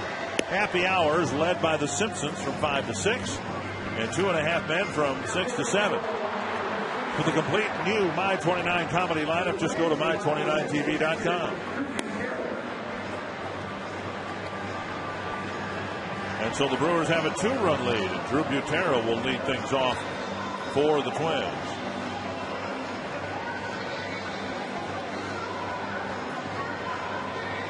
Zach Braddock has been brought into the game, just called up. Mitch Stetter was sent out, and so Zach Braddock will be called in here with the Brewers up a couple of runs. Try to find out as much as we can about Zach Braddock. Well, he's left-handed. Yeah. And he had modest numbers at AAA. And Drew Butera will lead things off. This is one of those games, and I know, you know, you're always one who expects a starting pitcher to pitch deeper into a ball game, and by rule, they have to pitch 5 innings to get consideration for a win. Butera, Span, and Hudson will hit. Butera got an infield hit. This might be one of those situations, though, where somebody needs to look at the rule. Let's say that the Brewers win this game. They don't give back the lead, and they continue to win this game. If the starter Estrada went 3 and nobody else went longer, why should the starter automatically be eliminated from consideration to pick up the win? Yeah, that's going to be up to the official score to decide on who pitched the best. Now, I'm not suggesting that Estrada pitched well. In fact, he gave up the 2 Twins runs. But there's no reason that someone in this situation, I don't think, should be excluded from being considered for a win. If he pitched longer than Manny Parra, here's Butera with a fly down the right field line, and Hart makes a catch in foul territory, 1 away. Well, let's hope it doesn't matter, and the Twins can come back and win this game. Butera retired, and now Span will hit. Casilla is pinch hitting for Denard Span. Hey, I wonder if him getting hit in the back, maybe his back tightened up a little bit. And Corey Hart looking at his card saying, where should I play Alexi Casilla? Because well, they're going to walk him anyway, so what the heck?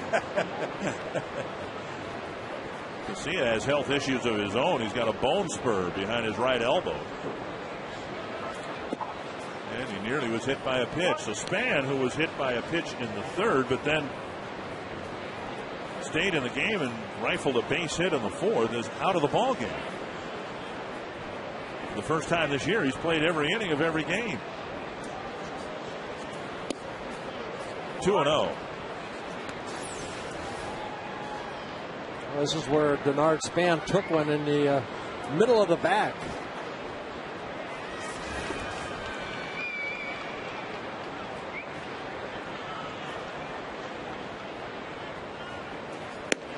Strike one. Now, at the time, we didn't think much of it. Span hit by a pitch, but on the very next pitch, he stole second base and then singled in the fourth. 2-1 to Casilla.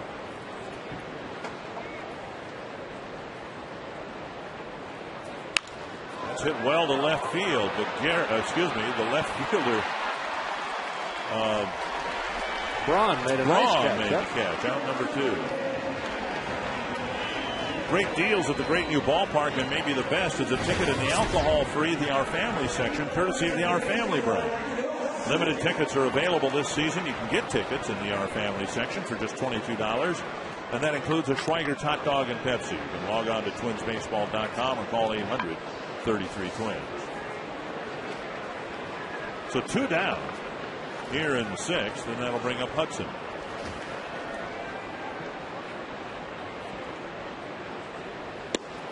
Ball 1. Hudson singled in a run in the 3rd. Oh, good fastball right there. Braddock, 22 years old, signed by the Brewers back in 2005, the 18th round pick by the Milwaukee Brewers.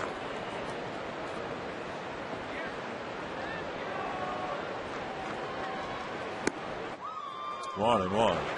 That fastball clocked at 94. Twins coming into this game in this series with 30 hits and 23 runs scored, and so far this patchwork Milwaukee pitching staff has held them to just 2 runs. 1-2. Well, Twins have had their chances over the first 5 innings. They've left 9 men on base. But Braddock looking to retire the Twins 1-2-3 in his major league debut.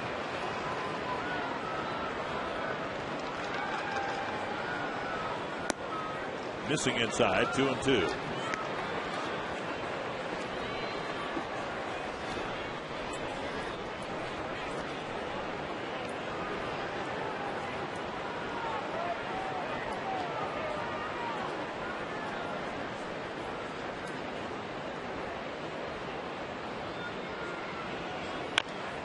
Chop foul.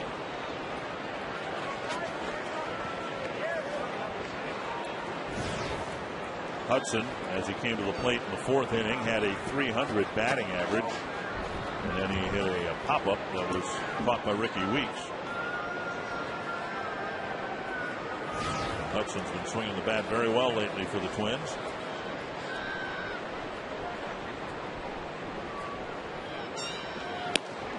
Inside 3-2 with Morneau on deck, and Braddock knows enough about Justin Morneau to know that he really wants to go after Hudson here. Well, he tried to get that fastball called inside. And the pitch not missing by much. Braddock with 28 strikeouts in 16 relief innings in AAA. That's a fair ball down the line, and Hudson will have an extra base hit. A sharp grounder right over the third base bag. And Hudson's batting average will be back to .300. I know it's still early in the season, Dick, but my goodness, we have seen a lot of balls go right over the first base bag, the third base bag. Right here, this ball just kind of hugging the ground. And you can see it go right over the bag. And that's one of those balls that went over the bag, but I think it landed in foul territory, but it went over the bag. And Hudson gets a double, his 2nd hit of the ball game, his 7th double of the year. After touching fair territory on 2 hops and then over the bag. First base is open, and we'll see whether Morneau gets anything to hit with Cuddyer on deck.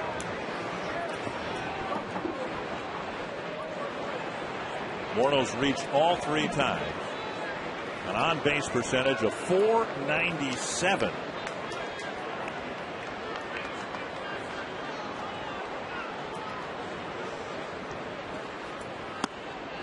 very high. Katara set up about a foot off the plate. And Braddock delivered the pitch about a foot high. Well, this becomes like a spring training game because, you know, Braddock was he was invited to spring training, but the Twins don't know much about him. Right.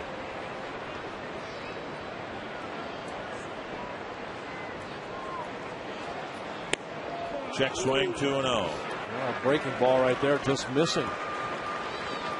So the Twins started a 2-out rally in the fourth, but couldn't finish it off. They got a pair of 2-out singles. Now they're trying to do something with Hudson's 2-out double in the sixth.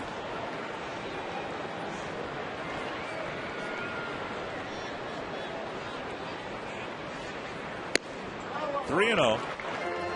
And Morneau knows what's going on here. I mean, he has the luxury of being really selective, knowing he's probably not going to get much of anything good to hit. Well, he may have the green light right here, but it's going to have to be a pitch that Justin feels he can drive somewhere.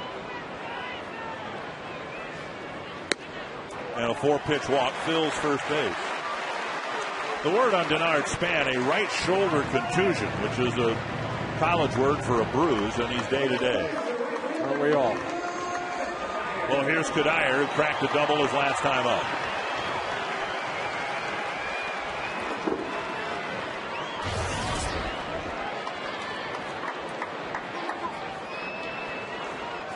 Twins trying to get it tied up. They're down a couple of runs.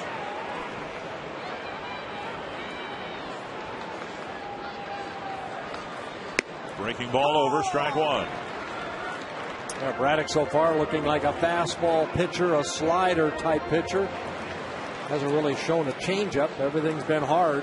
Hard fastball in the low 90s, that hard slider in the mid 80s.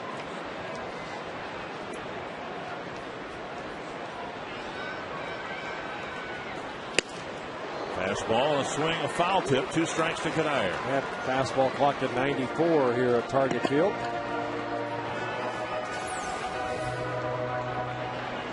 Got some giddy up on that fastball.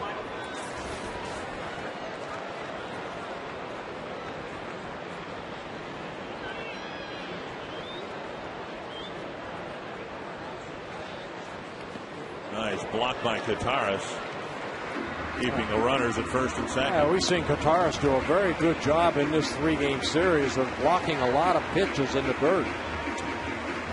Had to be tough. 12 innings yesterday, and how many different pitchers did he catch? 1, 2, 3, 7 different pitchers, and he's back at it again this afternoon. 1-2 to Cuddyer.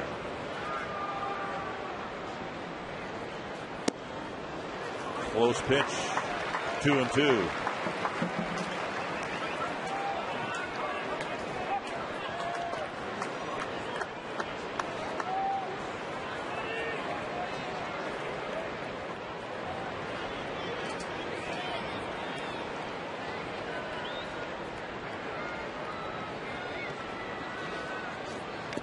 Full count with Kubel on deck. Boy, again, that 2-2 pitch so important because now Hudson Morneau will be off with the pitch toward home plate.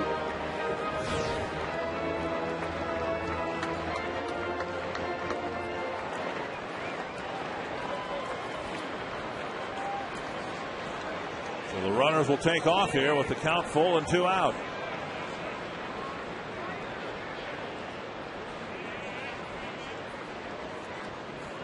Got him with a slow breaking ball, and the Twins have another chance to score. Slip through their fingers.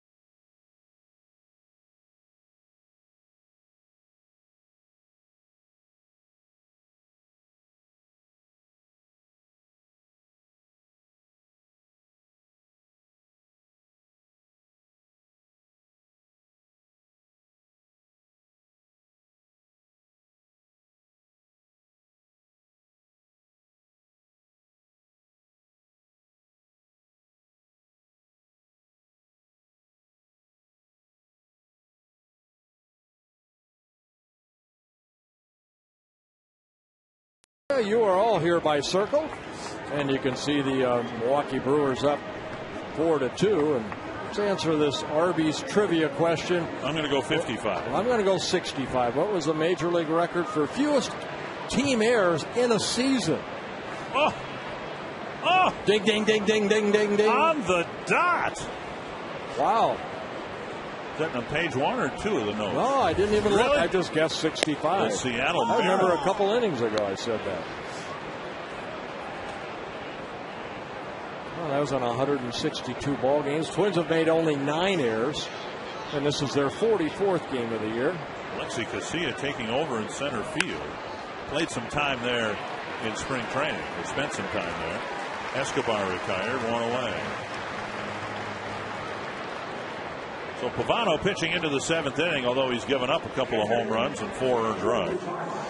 George Kataris will pitch or hit for the Milwaukee Brewers.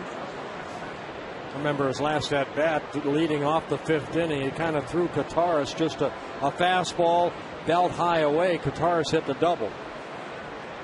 See how he starts him right here. Starts him off with strike 1. Took a little off. Twins have an off day tomorrow, but you can bet Ron Gardenhire and Rick Anderson would love every out that Pavano can give them here. 84 pitches on the day. It's not just a 3-game series coming up after tomorrow's off day. It's the Yankees, and we have seen firsthand how they can cut through your bullpen in a hurry.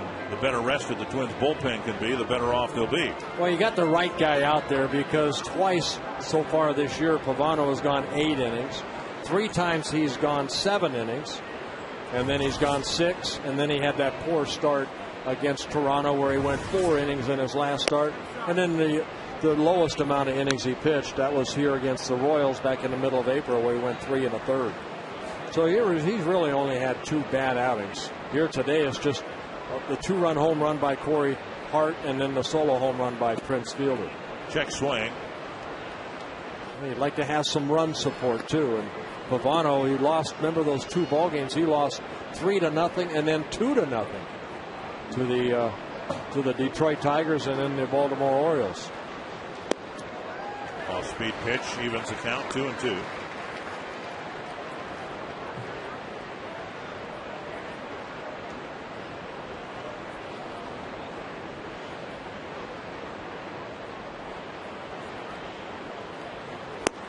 And Pavano strikes him out for out number 2. And strikeout number 5 in the ball game for Carl Pavano. Toyota game recap. Well, the Twins got on the board to get it go ahead 2-1 in the 3rd inning.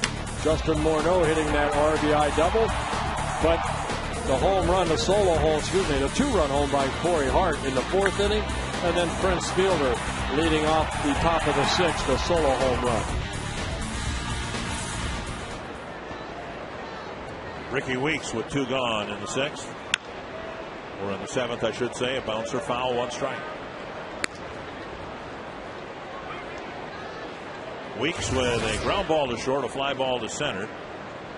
And he was called out on strikes.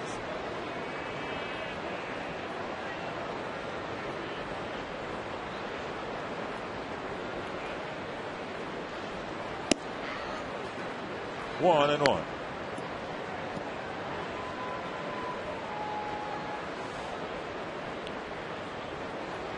Pavano making his 9th start of the year. This is his 217th major league start.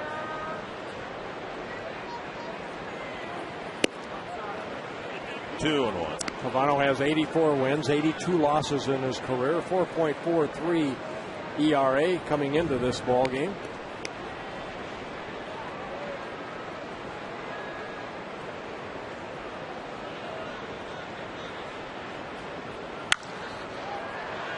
Kadir catches the line drive, squints at the end.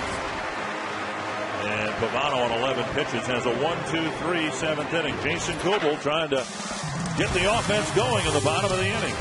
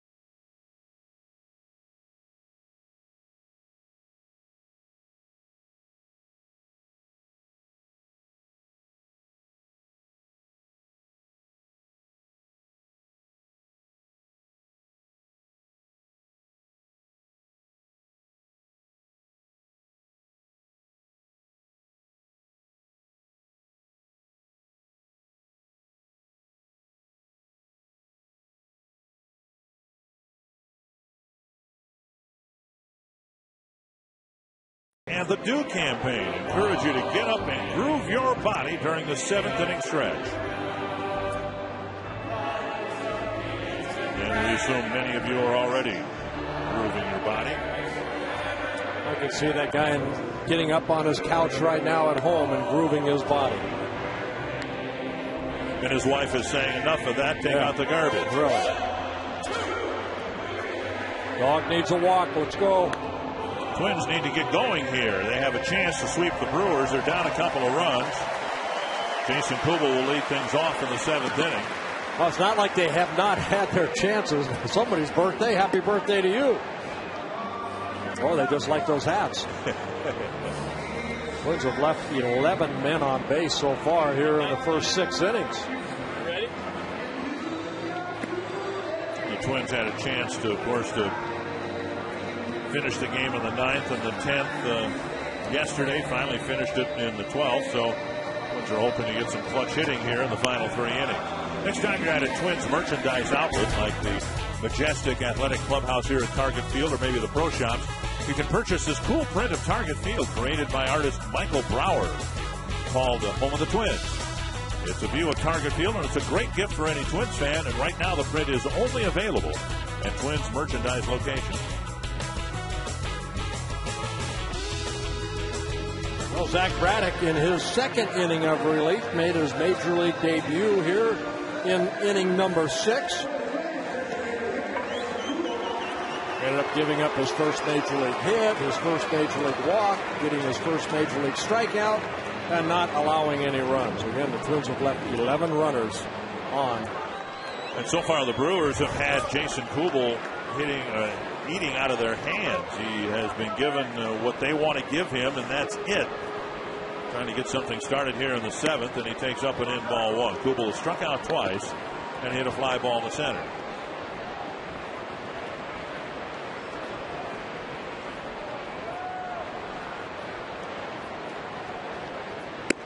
Two 2-0. Tigers have jumped on the Dodgers 3-0 in the first inning. The Dodgers have helped the Twins out by beating Detroit each of the last 2 nights. The Twins have a 2-game lead in the division.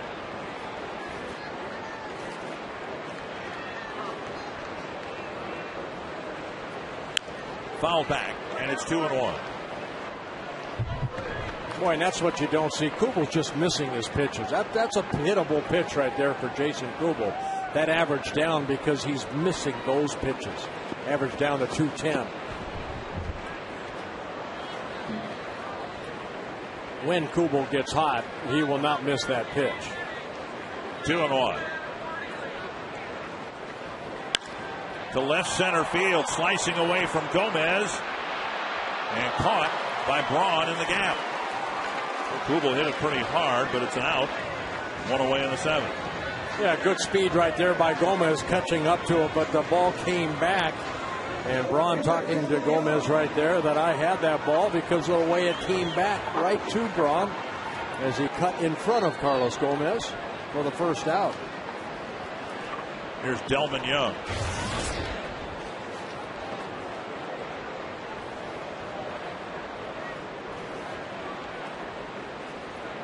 And Young takes up high, ball 1.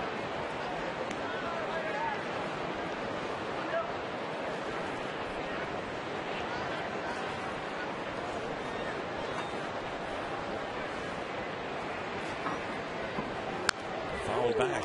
Young got a pitch up and sent it to the screen. Twins going through a bit of a power outage right now. Coming into this game, having gone 5 games without a home run.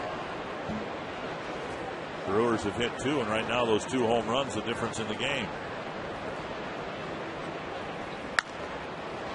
And Young pushes it foul down the right field line. 1-2.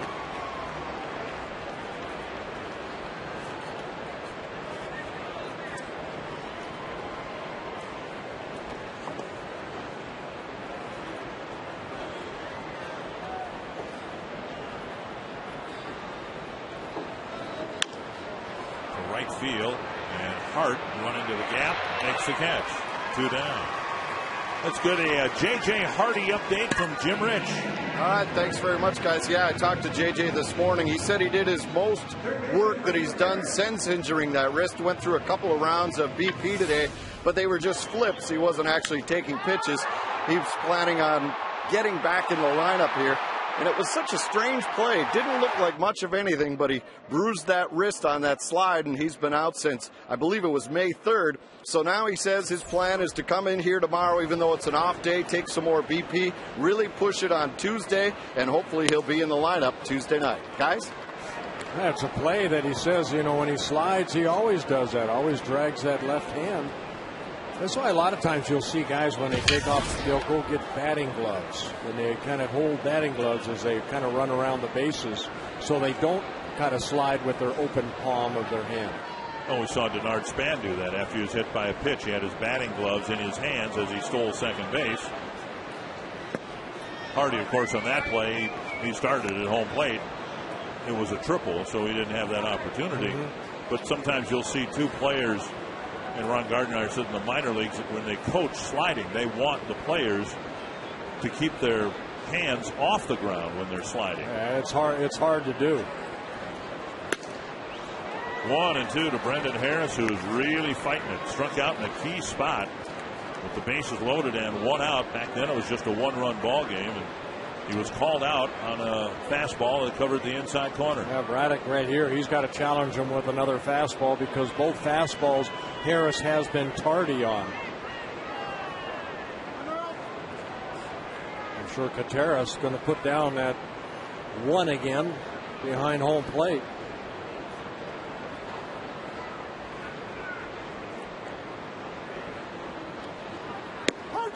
Again on the inside corner, and Harris flips his bat and helmet away, having been called out for the second at bat in a row.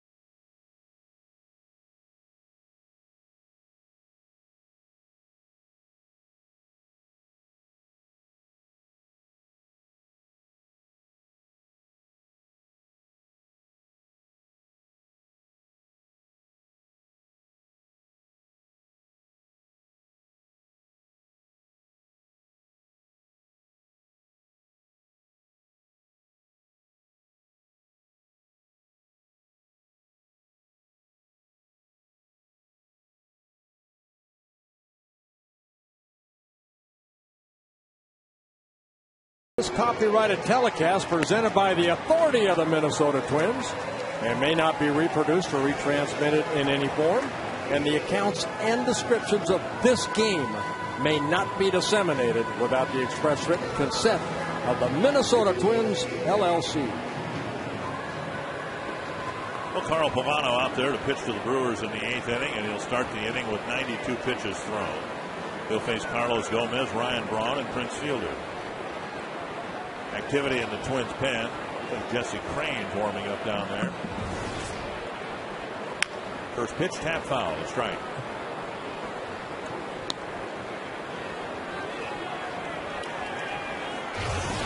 I think after that first at bat that Gomez jumped on that first fastball and hit the double, Pavano's just pulled a string on a lot of different pitches to Gomez. There's a good bunt. Harris barehands it, fires, makes a nice play. They say that when you're struggling as a hitter, the worst thing you could do is take your at-bats with you into the field. Harris just called out for the second straight at-bat, and he comes back with a nice play. Well, he's playing in on the grass because Gomez right there. Always that chance to bunt. Your movement is going in, and Harris making a nice play, barehanding that ball to get to Speedy Gomez at first.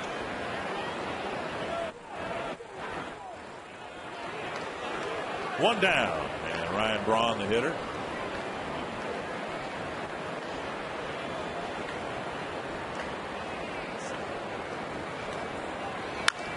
Skies it, and Harris will have a chance on a pop-up. 2 down. And that'll bring up Fielder. And with the bases empty and 2 outs, we'll see what they give him here.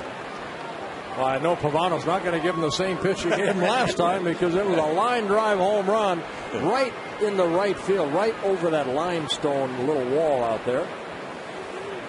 11 ground ball outs, 7 fly ball outs for Pavano with the 5 strikeouts. And Fielder goes after a pitch up, a fastball, and fouls it back. Twins have clearly pitched around Fielder when given any opportunity, and he jumped on the first pitch leading off the 6th and made it a 4-2 ball game.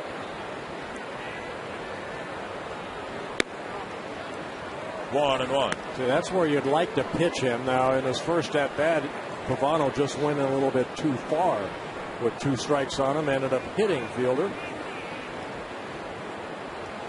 Another sellout crowd, 38,952. A rocket right in front of Pavano's face, and Fielder's aboard with 2 outs.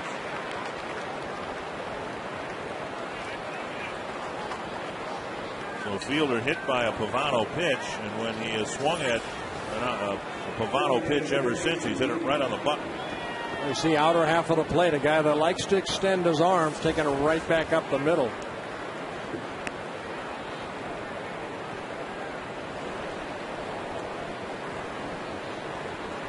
McGee drove in a run, the first run for the Brewers, on a ground ball in the first inning. Ball 1. Pavano's only given up 6 hits, but 2 of them are home runs, and 2 of them are doubles, so only 2 singles allowed.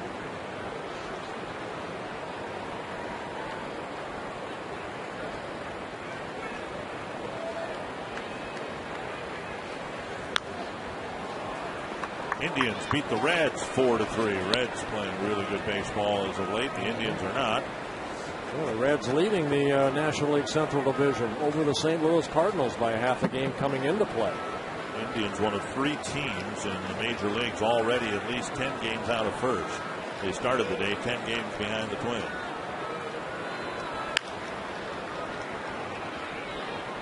If the Twins can come back and win this game, the Brewers might join that select company, being 10 games back. Well, actually, the Reds have lost, so it's a chance for the Brewers to cut it back to 8 if they can win.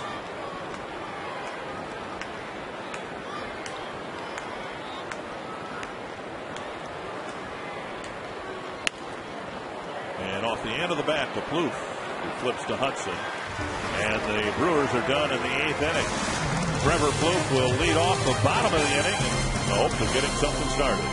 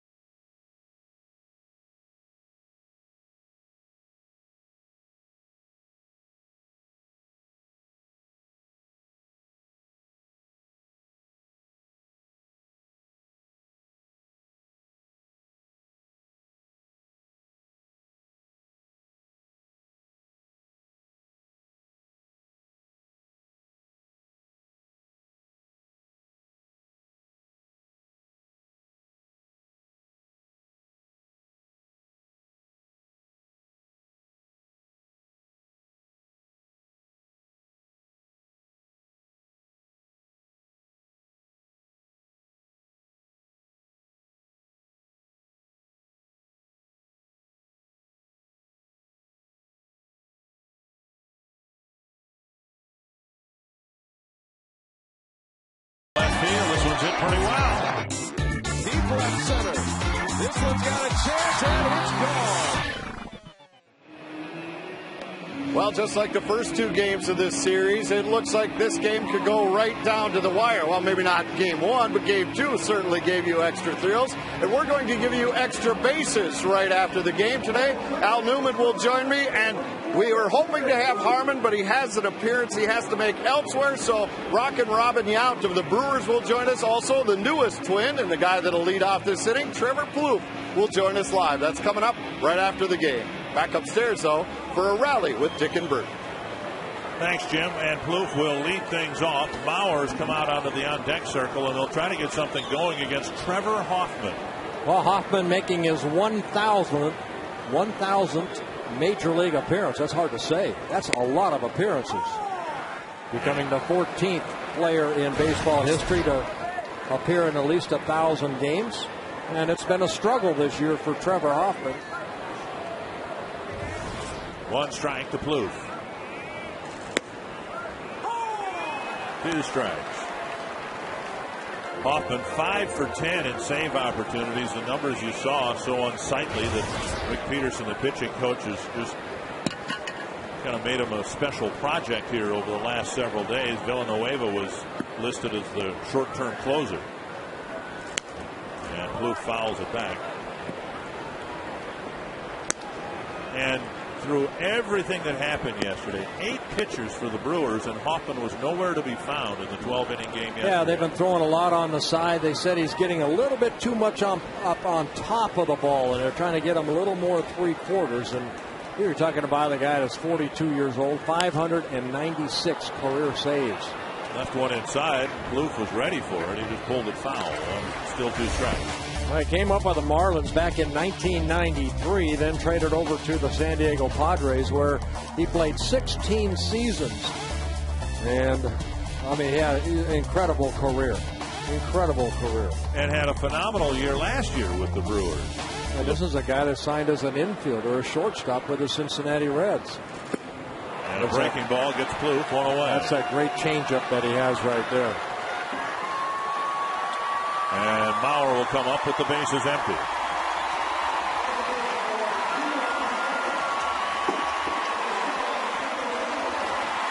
Mauer caught 12 yesterday, got 4 hits in yesterday's game, including a big base hit that helped the Twins eventually score the game-winning run.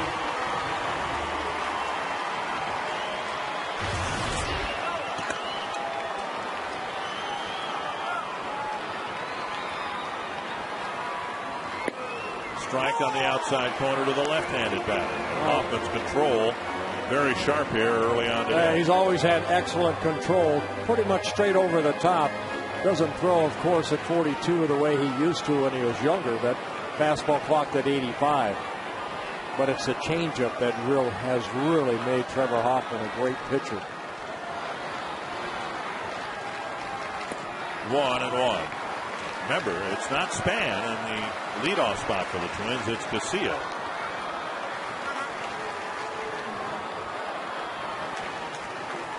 Butera had gone 1 for 3.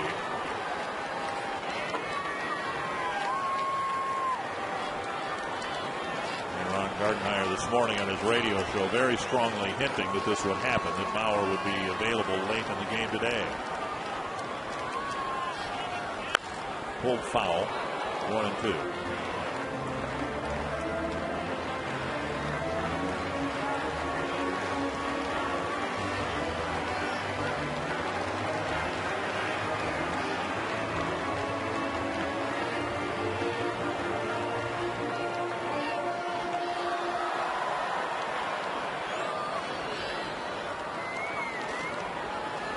One and 2 to Mauer, with the Twins running out of outs here in the 8th inning.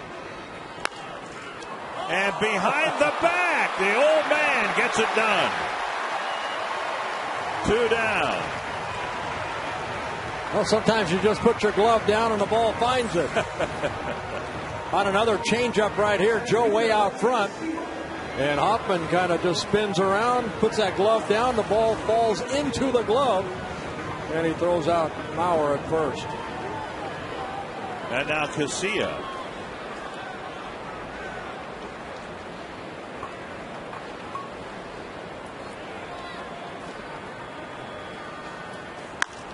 Pops up the first pitch near the Milwaukee dugout. Room for Counsell, and Hoffman makes quick work of the Twins in the 8th. 10 pitches thrown, 3 outs, and we'll see if he's given a chance to pick up a 2-inning save.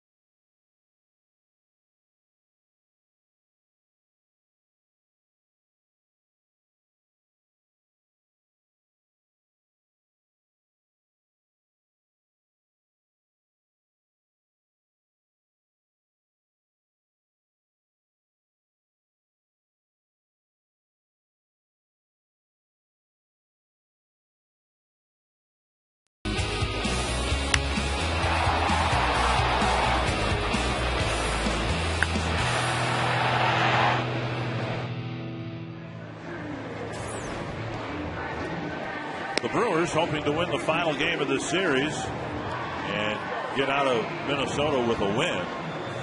And Jesse Crain comes out of the Twins bullpen to pitch to the Brewers after Carl Pavano goes 8. Well, Jesse Crain ended up picking up the win in last night's 12-inning win over the Brewers, making his 19th relief appearance. He had 1 walk, 1 strikeout, 1 shutout inning. He pitched the top of the 12th inning. Walked the leadoff man, Prince Fielder, and then got a couple of fly balls and a strikeout. Mauer will catch him here in the 9th. It'll be Corey Hart, Craig Counsell, and Alcides Escobar.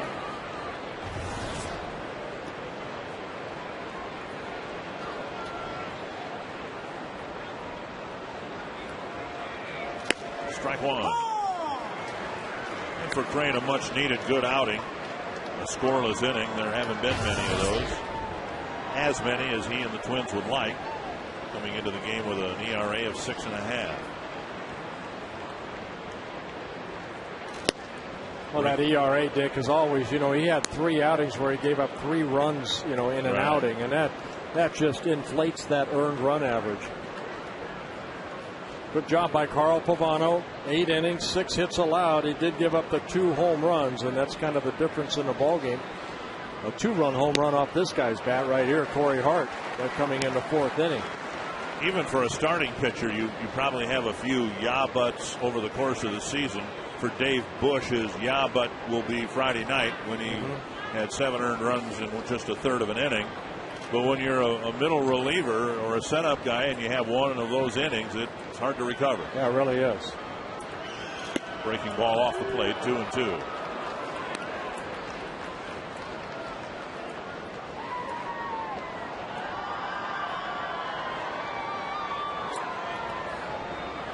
Brewers getting a run in the 1st, and then the home runs came with a man aboard in the 4th, and then leading off the 6th.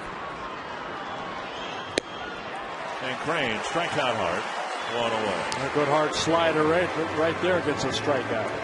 Time for our Panasonic assist of the game, and it came on a bunt attempt by Carlos Gomez. Well, Brendan Harris comes in, bare hands it, and all in one motion, throwing over to Justin Morneau to get the speedy Gomez down that first baseline.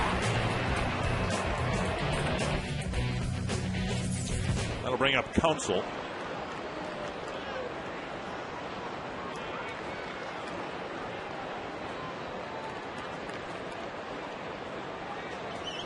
Twins will not see the Brewers, obviously, for a little while. They'll catch them again in Milwaukee toward the end of June.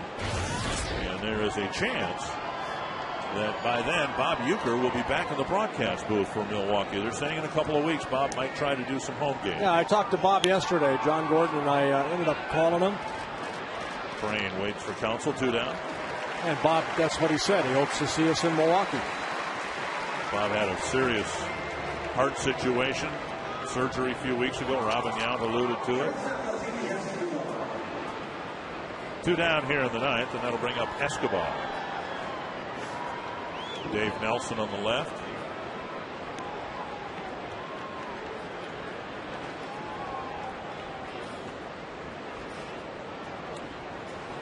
Escobar is 0 for 3. Couple of grounders to Harris and a strikeout.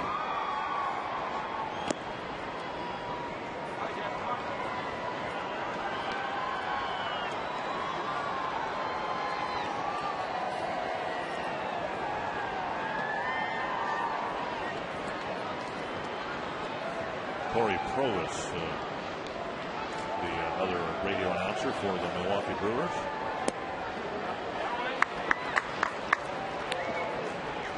One and one. Well, Crane throwing a lot of breaking balls. That little cut fastball. Struck out Hart on it. Got Counsell on a good pitch down. And that fastball left high. 2-1. That might have been the changeup right there. It's clocked here at 83. Jesse, in his 7th season with the Twins, came up in 2004. That's to center and hit it Casilla, who makes the catch. So far this year, the Twins have had 2 walk-off wins at Target Field on a wild pitch and a sacrifice fly last night. We'll see if Orlando Hudson can set the table in the bottom of the ninth.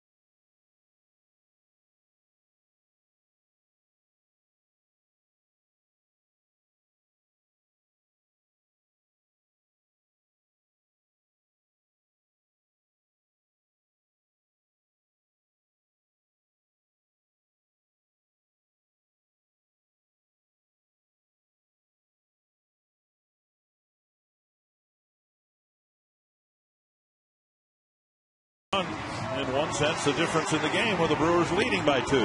Well, Justin Morneau, another good day at the plate. A couple walks, 2 for 2 with an RBI. That average up to 386. Prince Fielder, a solo home run off of Carl Pavano, worked the first 8 innings. We'll see if the Twins can get Jesse Crane maybe his 2nd straight victory. John Axford coming into the ball game, making just his 5th relief appearance. He worked here yesterday in yesterday's ballgame, 1 shutout inning with a walk and a couple strikeouts.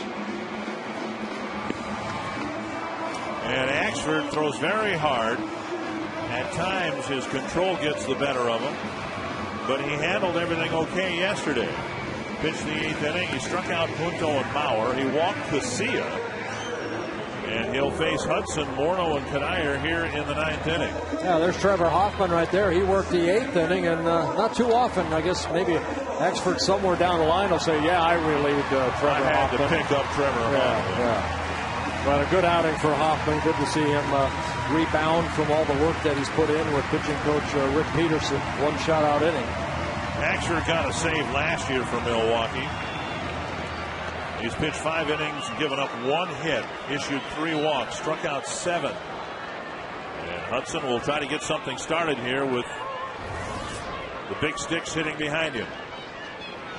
Strike on the inside corner. That's what we saw yesterday. 6'5", John Axford, right over the top. Very good curveball. But he's been able to get ahead with that good fastball straight over the top. And that's a curveball right there. He left up. 1-1. The Twins getting their first look at Axford yesterday. Hudson didn't see him. From the dugout. Pulled foul. 1-2. Hudson with a pair of hits, an RBI single in the 3rd, and then a 2-out double in the 6th. The mustache a little different here this afternoon. Yesterday it was kind of curled up like Raleigh fingers. Letting it breathe today. 1-2. And Hudson taps it foul.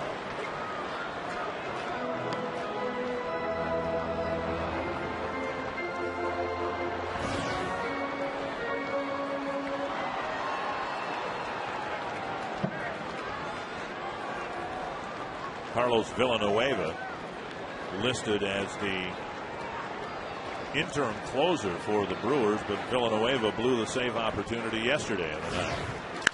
A high fly to right center field.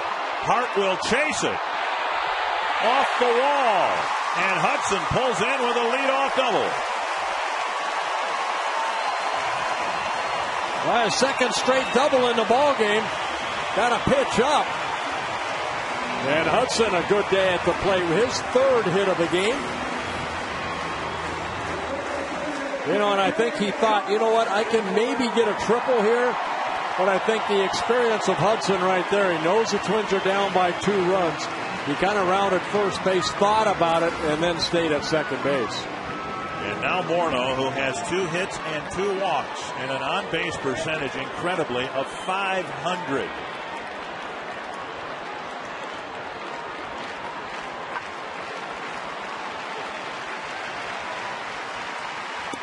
A hook, high and away, ball 1.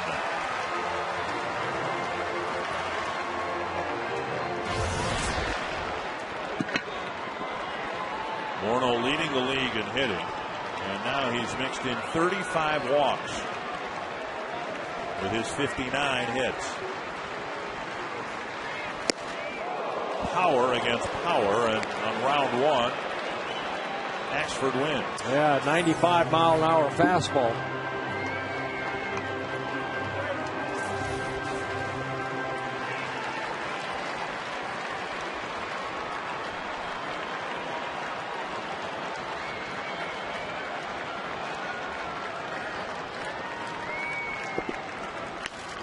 Fisted foul, 1-2. Another fastball middle in.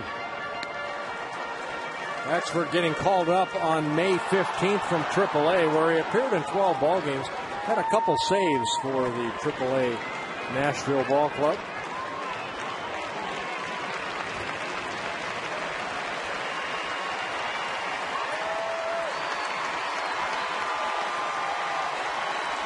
One and 2 to Justin Morneau.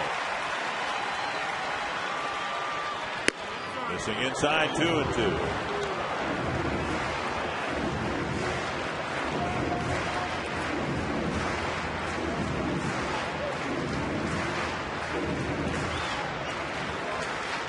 Morneau with 2 walks and 3 hits yesterday.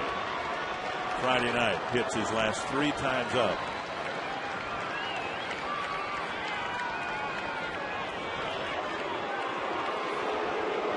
Axford's strikeout yesterday came against Jason Kubel. He dropped that curveball on him, and Kubel swung through it.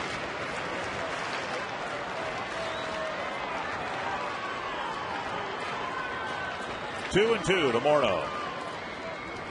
Got him. Just reared back and blew it by him somehow. One away.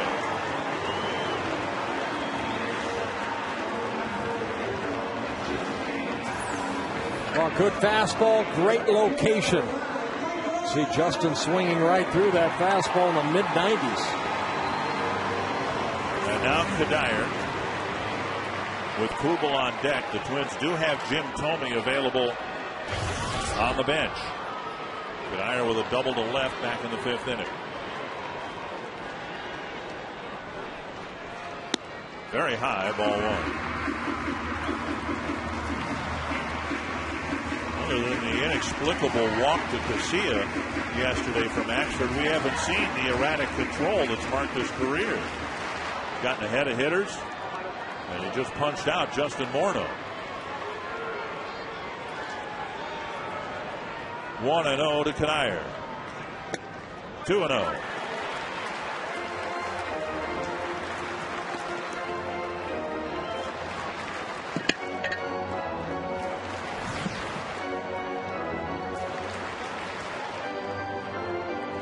Hoping to pull one out here in the 9th inning. They got a run in the 9th yesterday to send the game into extra innings.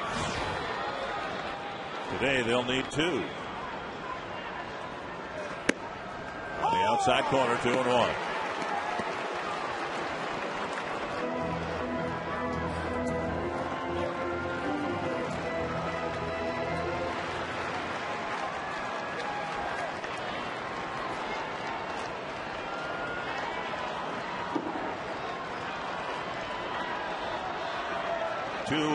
To Kadire. Fouled away, 2-2. Another 96-mile-per-hour fastball.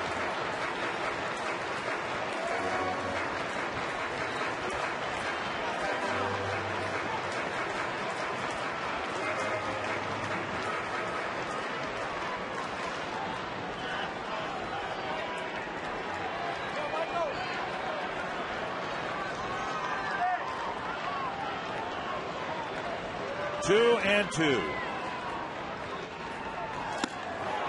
Got him. To chase one. Up in his eyes. 2 down. Another good fastball right there. Maybe out of the strike zone, but Kadire kind of got tied up right here. See Kadire, not a full swing. A ball up and in. And a tied up Kadire. And Hudson's reaction at second base. Now Kubel hitless in the ball game. A couple of strikeouts. He did hit the ball sharply his last time up, lining out to Braun in left field.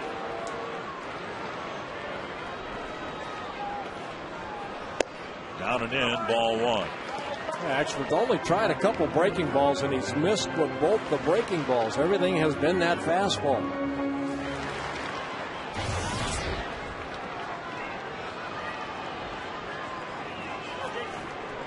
Playing back by the warning track again here late in the ball game. Kubel to short right field, and Hart won't get there. Hudson around third. He's going to score, and the game is still alive. Well, with all the outfielders playing very deep, no ball gets, by you or behind you. Kubel maybe broke his bat right here and gets that little flare into right field. There with Hart playing a deep right field. He plays it on the bounce. Hudson scores from second base. And Kubel gets an RBI base hit, his 22nd run driven in. Delman Young will hit. Nick Punto is going to run.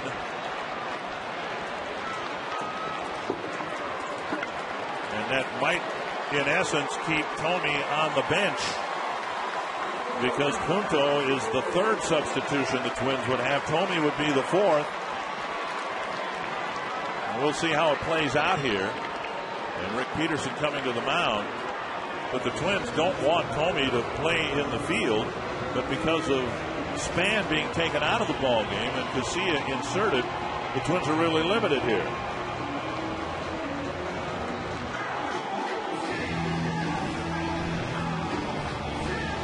Young is hitless in the ball game. Well, what you have in Nick Punto is a guy that might be able to get into the scoring position, too. Maybe that's what Rick Peterson's talking to him about. You know, Nick Punto takes off right here. He's got 3 stolen bases in 3 attempts. Haven't really seen Eckford that much from the, stretch position.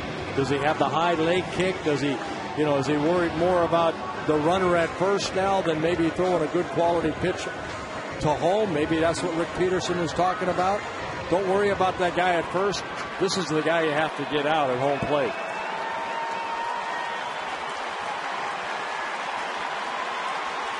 Young intentionally walked in the 5th to pop up a fly ball and a strikeout.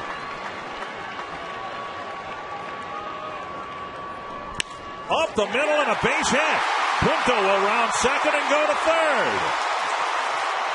So Young jumps on the first fastball, spanks it into center field, and the tying run is 90 feet away. And here comes Jim Thome.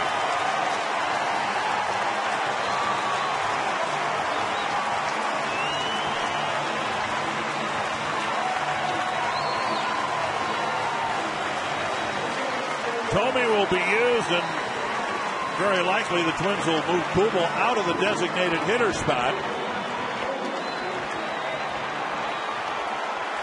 If there is a 10th inning.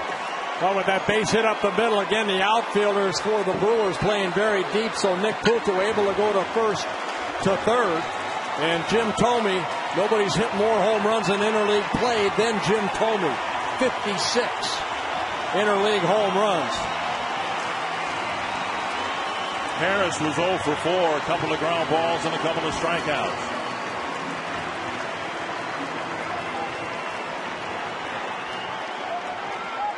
Everyone around target field standing.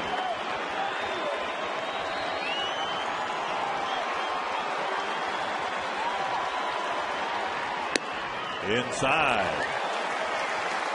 I think if you're Jim Thome right here, you have to look for a fastball because, again, the pitcher, Axford, has not been able to get a breaking ball over. Everything has been the fastball that he's been able to get the first 2 outs.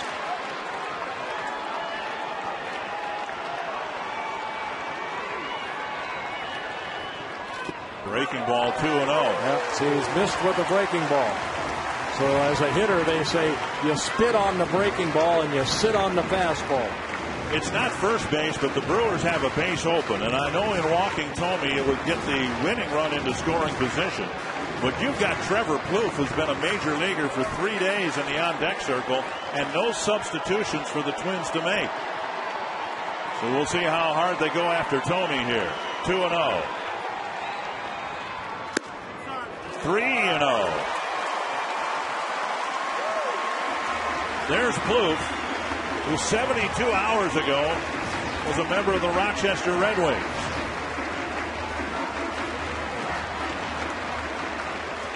Yeah, see if Thome has the green light. I'm sure he does if it's a ball middle in that he can hit a long way. And it's a 4-pitch walk. And Trevor Plouffe, who singled in his first major league at bat, drove in 3 runs in his first 5 plate appearances, comes up in a big spot. And Kevin Slowey coming out of the dugout to run for Jim Thome. Ron Gardenhire having to tell the umpire. So Axford gave up the leadoff double, then struck out Morneau and Cuddyer. Kubel and Young with singles, Thome with a walk, and here is Trevor Plouffe. Got to look fastball right here. Hopefully hit a gapper somewhere. Breaking ball, and he snaps it over for strike one. And he got one over.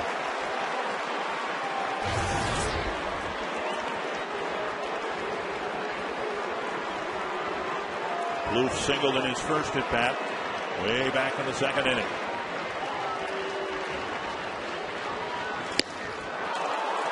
At 97, a swinging strike 2.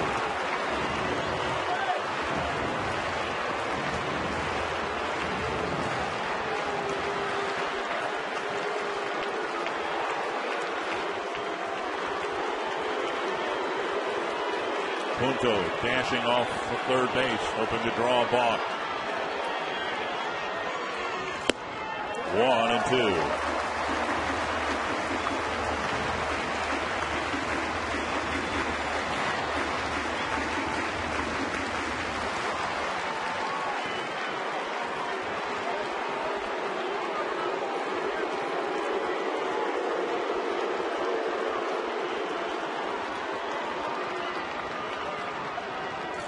Got him. And Katara steps on home plate for the force, and the Brewers